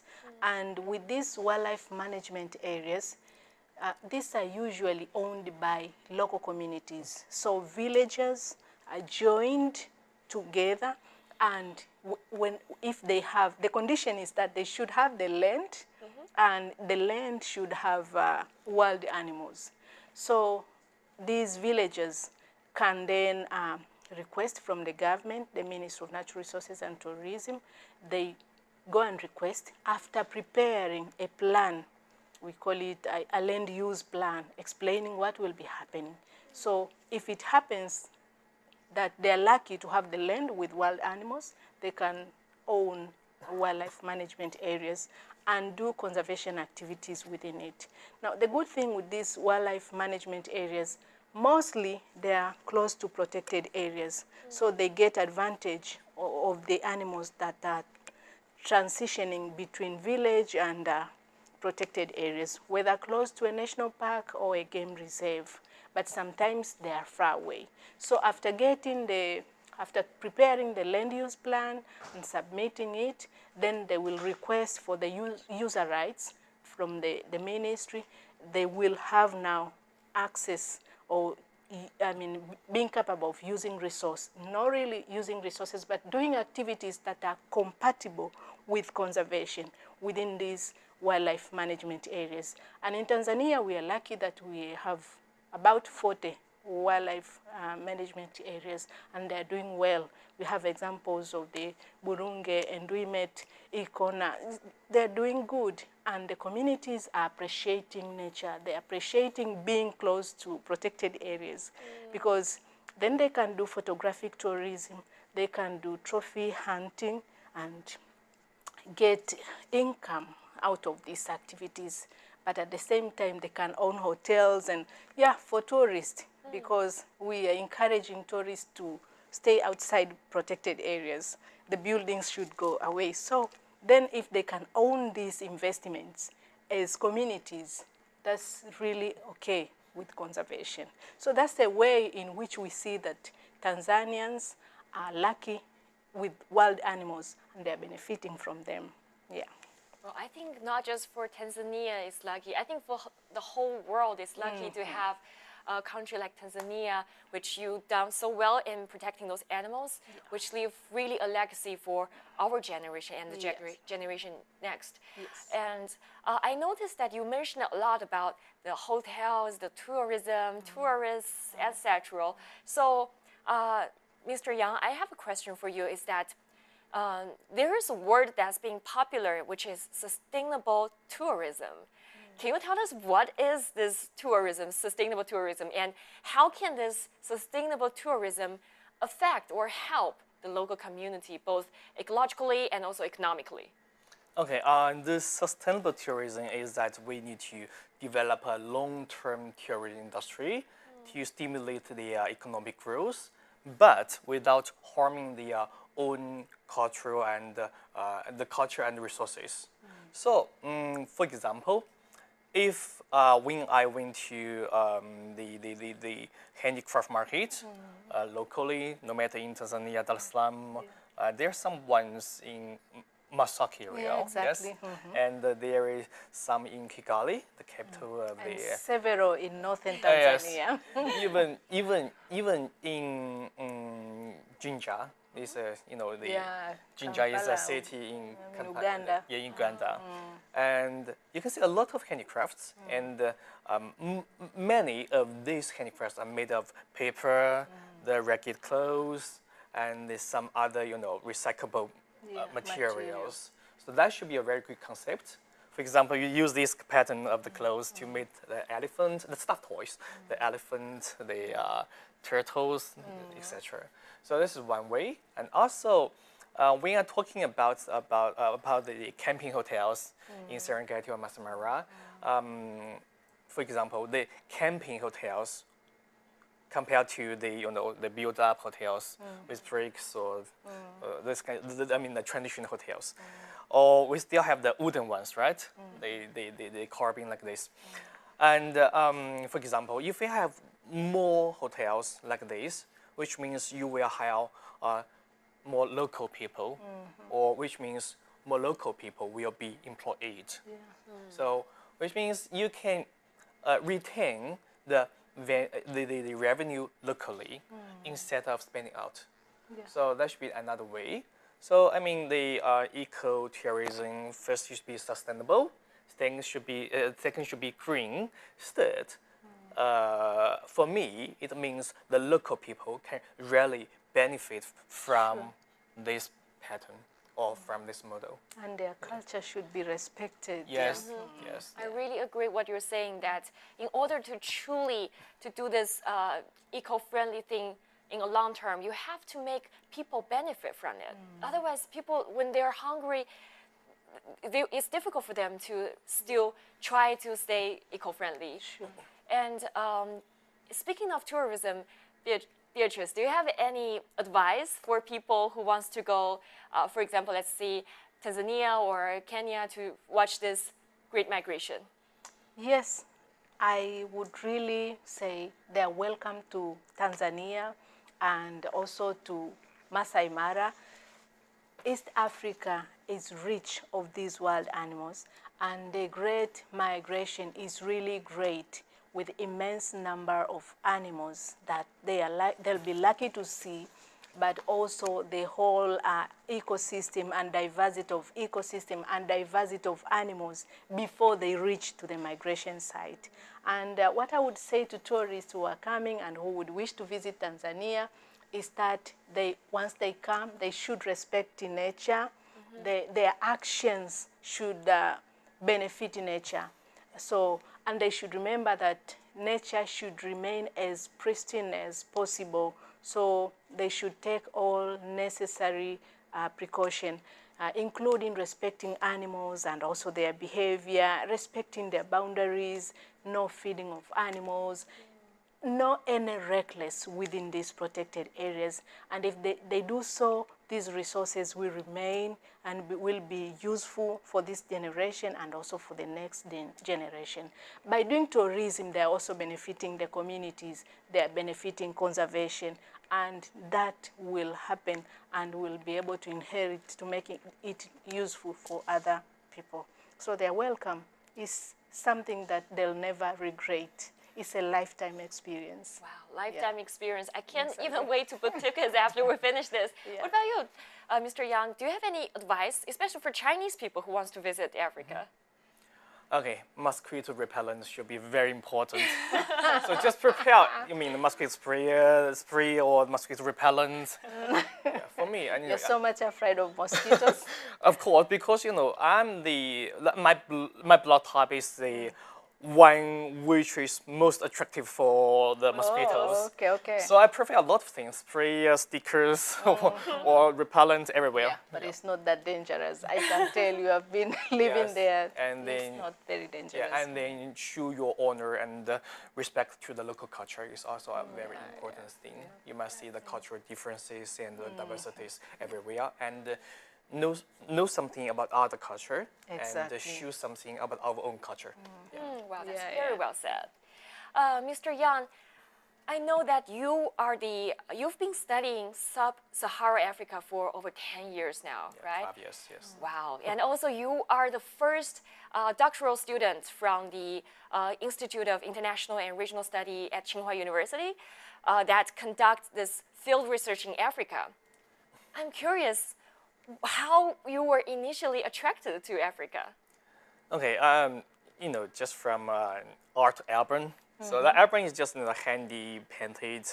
It's about a souvenir market, and you can see different products there. Some were made of the whales. They used the whales in different colors, and they used the flamingo, the ostrich, the turtle, the lion or tiger, or the buffalo. So, and then you can see some stuffed toys, and you can see some sculptures, right? So I was fascinated by this. How can they use different used materials to make animals everywhere? So the impression I got the first time for Africa is that passion, enthusiasm. So that really sparked my plan to do the Africa study. And then I went to Africa. The first country I visited is South Africa, and my research is about the special economic zones in sub-Saharan areas.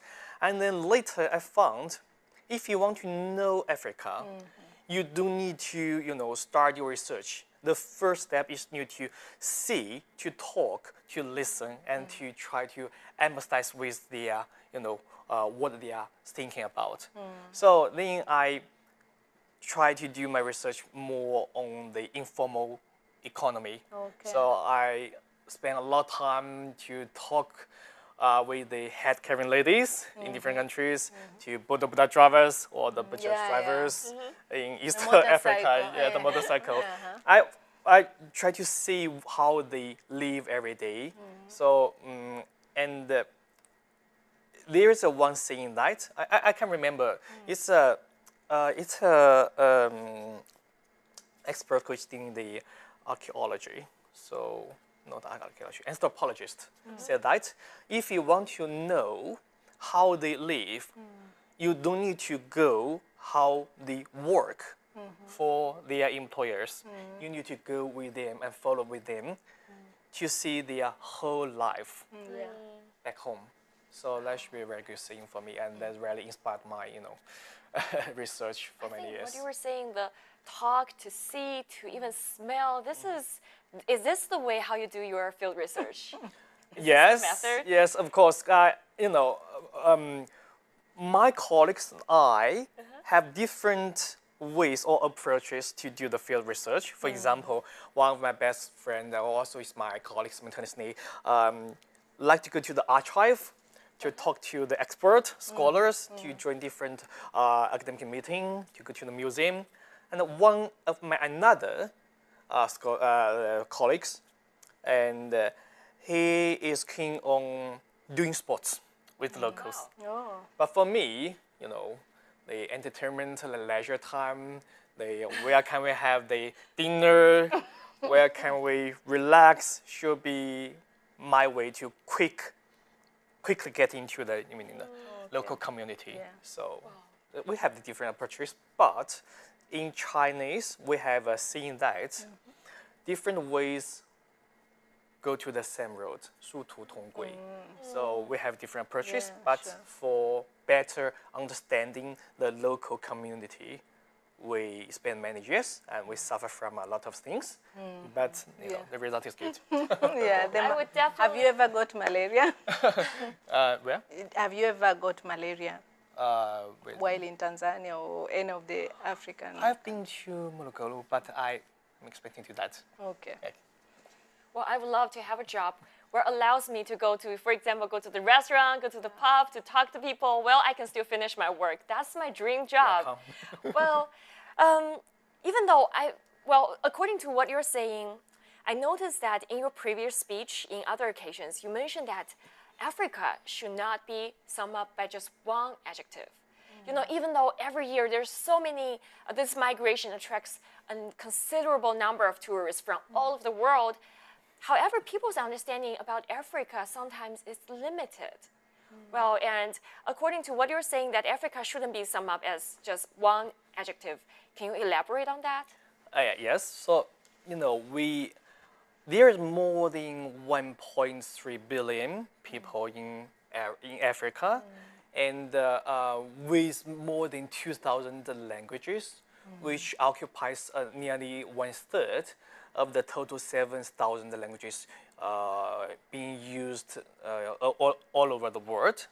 And there are more than 60 or more cities with more than 1 million population. So how can you say it is one Africa? So for me, very wide. yes, there are thousands of voices in Africa. They must be heard. And each country cannot represent the whole Africa, or they cannot represent each other. But when they come together, when they unite, it's called Africa. So for me, Africa is not an adjective. Or for most of us, when we first heard Africa, some words will come into their minds, such as poor, primitive, but this opinion of the backwardness, I think if you really want to know what is the real Africa, we are come to Africa. Yes. Go to Africa Yes. and see. And see and listen Yeah. instead of Yeah. learning something from the secondhand materials. So I will use the the diversity, no matter in the species diversity or the cultural diversity, Sure. you can see diversity everywhere. Yeah, exactly. Yes. I really like what you're saying that, Africa as a whole, as a continent, it's strong. But it's also important to notice that every different countries in Africa is equally important. You should not use one country to generate or to represent the whole continent. That's Exactly. very, very good point. And Beatrice, according to Mr. Yang, he mentioned so many times about diversity, diverse. Yeah. Besides the diversity in countries in terms of, for example, ecological development and also languages and also culture, I think Africa is also rich in ecosystem. Let's take Tanzania for example. Can you tell us how diverse is Tanzania in ecosystem? Yeah, sure. Tanzania is very diverse. We have different ecosystems, and I may mention some of them. We have been talking of savanna, for example, the areas which is most of the protected areas are in the savanna area. We talk of the Serengeti-Mara ecosystem, that's typical of savanna. And in savanna, it's usually you have grassland and scattered trees and shrubs. So you have few trees, the acacias and some shrubs, but most of the places are the grassland, like the endless plains of Serengeti. But also, we should note that this savanna, for example, supports a very high diversity of antelopes. Yeah, several different kinds of these antelopes now they're in this savanna. But also we have the woodlands, like in the southern part, we have the Miombo woodland. And these woodlands ecosystems are usually described according to the plant species. For example, if it's acacia comifera dominating, then it will be acacia comifera. And all of these ecosystems are under control of variations of temperature and rainfall. But we also have mountain ecosystem, and in these mountains being a bit far away from the sea, with the high altitude, even the plant species in there are quite different. And it's where now you'll have also animals that are different. So we have the mountains, Mount Kilimanjaro, and some species will only be there. Like we have one species of daika, which is only found in Mount Kilimanjaro. So Mount Udizungwa. So we have mountain ecosystems as well, but also we have the coastal and marine ecosystems. So something like Zanzibar. yes, the Zanzibar, the mangroves, for example, the coral reefs, you'll get them there, but you'll never see them in the savannah. So we are lucky to have very diverse ecosystems. But we have not really desert, but semi-desert. Yeah, for example, the Maasai steppe of Tarangire, Manyara ecosystem, it's semi-desert with limited rainfall. And then even the species that will be there, if I could get time, I could tell that this will be in semi-desert only, this will be in savanna, this will be in mountain, this will be in coastal and marine ecosystem, the other one will be in woodlands. So Tanzania has diverse ecosystems, and this explains diversity of plant species and diversity of animal species that are adapted to these areas. Yeah. Wow, thank you. That's very informative. And Mr. Yan, I noticed that when you come into the studio today, you've bought this painting that's so beautiful. I can't even take my eyes off it. What's the name of this? I just mentioned, it's called Tinga Tinga. Oh, yeah. Actually, Tinga Tinga is a name of the man whose name is Edward Saiditis. Sorry for that. Tinga Tinga. So he's the man who developed this style. So Tinga Tinga, and you must be very familiar with this. Yes. I bought this and from the Tinga Tinga community, some market, and some artists are working on that, and they are drawing these with days and with years. And Tinga Tinga, you can see they use the very colorful way to do that. You can see it's full of vitality, and then you can see they use they quite often draw the flowers, the plants, the animals. So which means they focus more on the nature. Yes. Yeah. Although with years you can see some artists draw some thing about the corner of the city, for example, the Kiriakou market or the port. But most of the Tinga Tinga, even now, focus more on the plants and animals, or the natural views. So this really reminds me of a Hollywood movie. It's an old one. It's a cartoon called the Pocahontas. So the theme song is the colors of the wind. So one lyric is like every single rock, tree, and flower or animal has their name, spirit, or soul. So I think that lyrics is very, in high accordance with the Tinga Tinga ideal. So which really reflects the harmony between the nature and the people. Yes. The harmony between nature and people. Is that the reason why this attracts you so much? Yes. And in your opinion, how can we use this kind of cultural capital or cultural resources to make it better improve our society's ecological development? I think you have mentioned some strategies, right? But I think I should focus more on the marketing strategy or how to promote that. So this kind of style, I mean, has already introduced a lot of elements from nature, from the local community. But the thing is how to let more people know this, how to promote it to the world, and how to bring it on the world stage. So I think that should be a question or challenge for the Tanzania.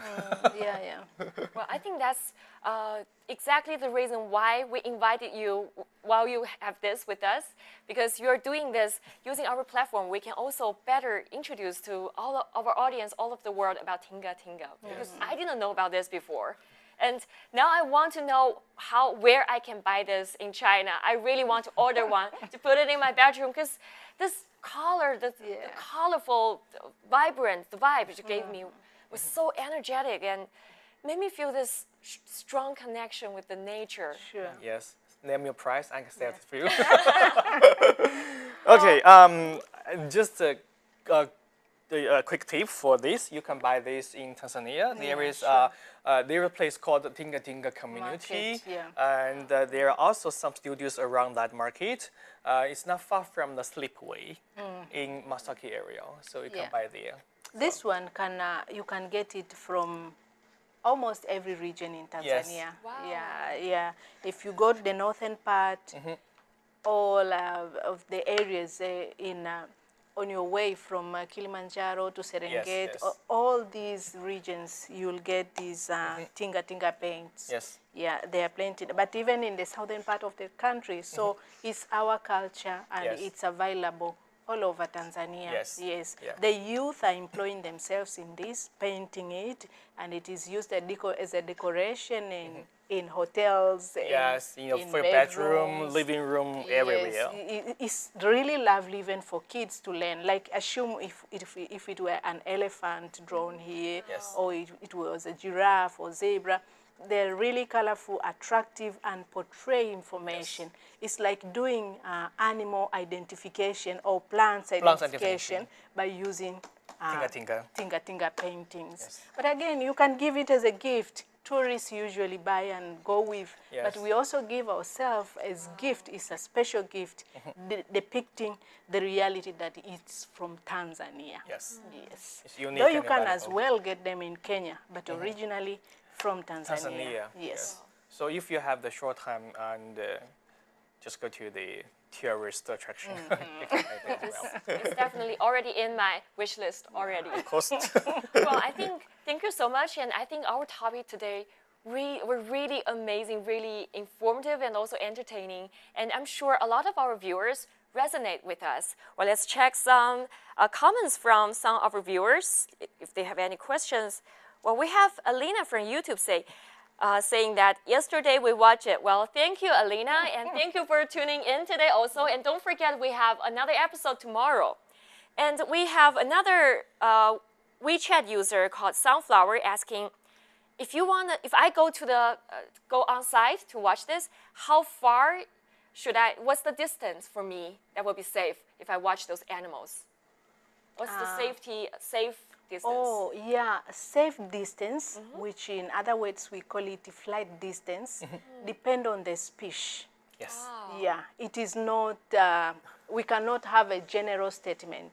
So some species will tolerate you maybe 5 meters, others will not. Okay. Yeah, so flight distance varies according to a species. Yes. But once we get the tour guide, they will tell us when. Exactly. Yes, Tour guides yes. knows, and the routes for them to use, Yes. they are known, and they cannot just cross everywhere. It's not allowed. That's strictly Yes. prohibited in national parks. So there are designated routes that they'll go, and if it's in a national park, it's not allowed at all to get drop. off the car. Yeah, you Yes. cannot get off the The car. safari car. Yeah, it is safe for the animals and also safety for ourselves. Yes. Never. Exactly. Yeah. Yeah. Because, for example, the line will see you with a truck or with a car as one thing, not a single individual. So, which means you are larger than a single line. Yeah. So It's not safe for us, and also not safe for The animals. yeah, the but animal, also yes. it's not good. It's not good to nature itself. Yes. Yes. Exactly. Yeah. And we have another viewer asking, why does animal do this migration? Well, we actually talked about this yesterday, but Beatrice, can you give us a briefly explanation to our viewers? Why do those animals immigrate? Yeah, migration is common among animals. We have some turtles, the green sea turtles, but we also have some butterflies, the monarch butterflies, which migrate.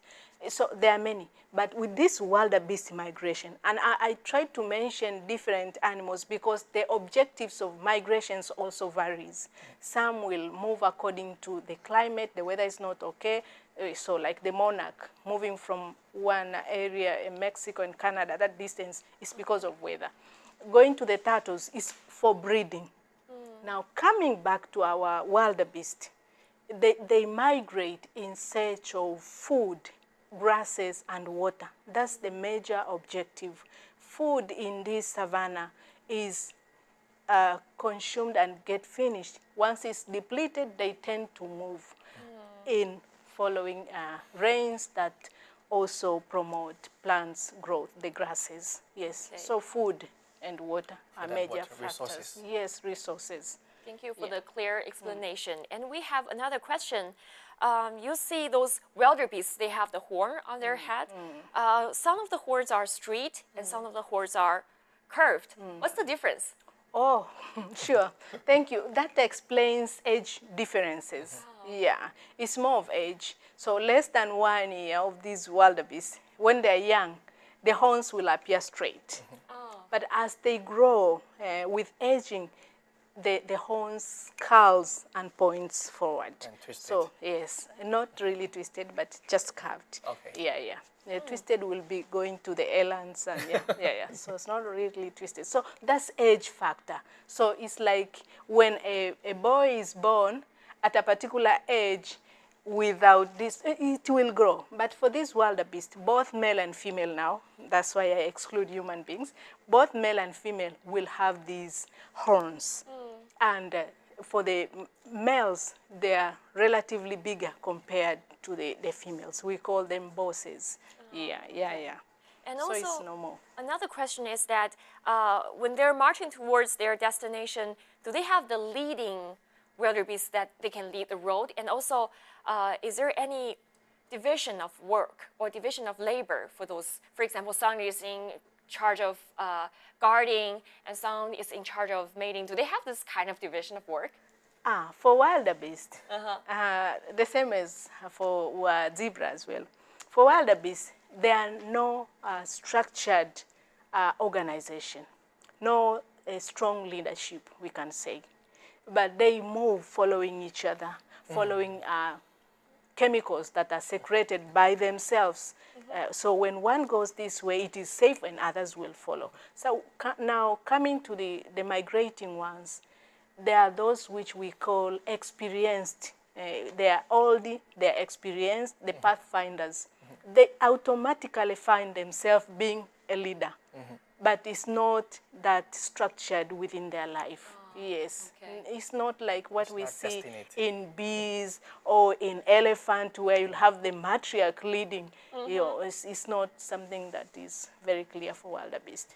Wow, thank you for the explanation. Well, and we have YouTube viewers called Bob saying, very informative, thank you CGTN, but we want to say thank you viewers for tuning in with us and staying for yesterday and today's show, because we're really glad that our show can somehow provide some information to you, and also somehow can raise some awareness of, you know, for example, yesterday we're telling people that you should stop doing those, never buy any illegal wildlife trade product. And today we also talk about how to do this progress while do preservation.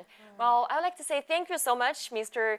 Yang and Beatrice. Thank you, because today we talked so much. We talked not just only about the migration, the crocodile's habit, and we also dig into the culture of Maasai people, and also we discussed how can we balance the economic development, also the ecological preservation.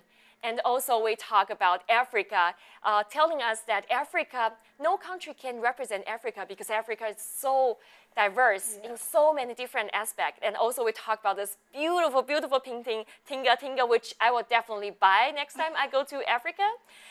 So that comes to the end of our show today. Well, I hope our show can leave you an impression, which is the progress, the silences, the local and the ancestry voices is no progress at all. So which means that progress and preservation are never a zero-sum game. We can always balance them and try to seek the harmony between them. Well, as for tomorrow we're going to discuss how younger generation participated in the ecological governance, and also we're going to talk about how China and Africa learn from each other in sustainable development. Well, please don't go away and stay with us today, because we have 1 hour live image, live signal from Masai-Mara National Reserve for you also. And tomorrow we're going to meet you at the same time and discuss all those topics that I'm so excited to talk about. Well, I think that's all for today. Thanks for watching. See you next time. Bye-bye. Bye-bye.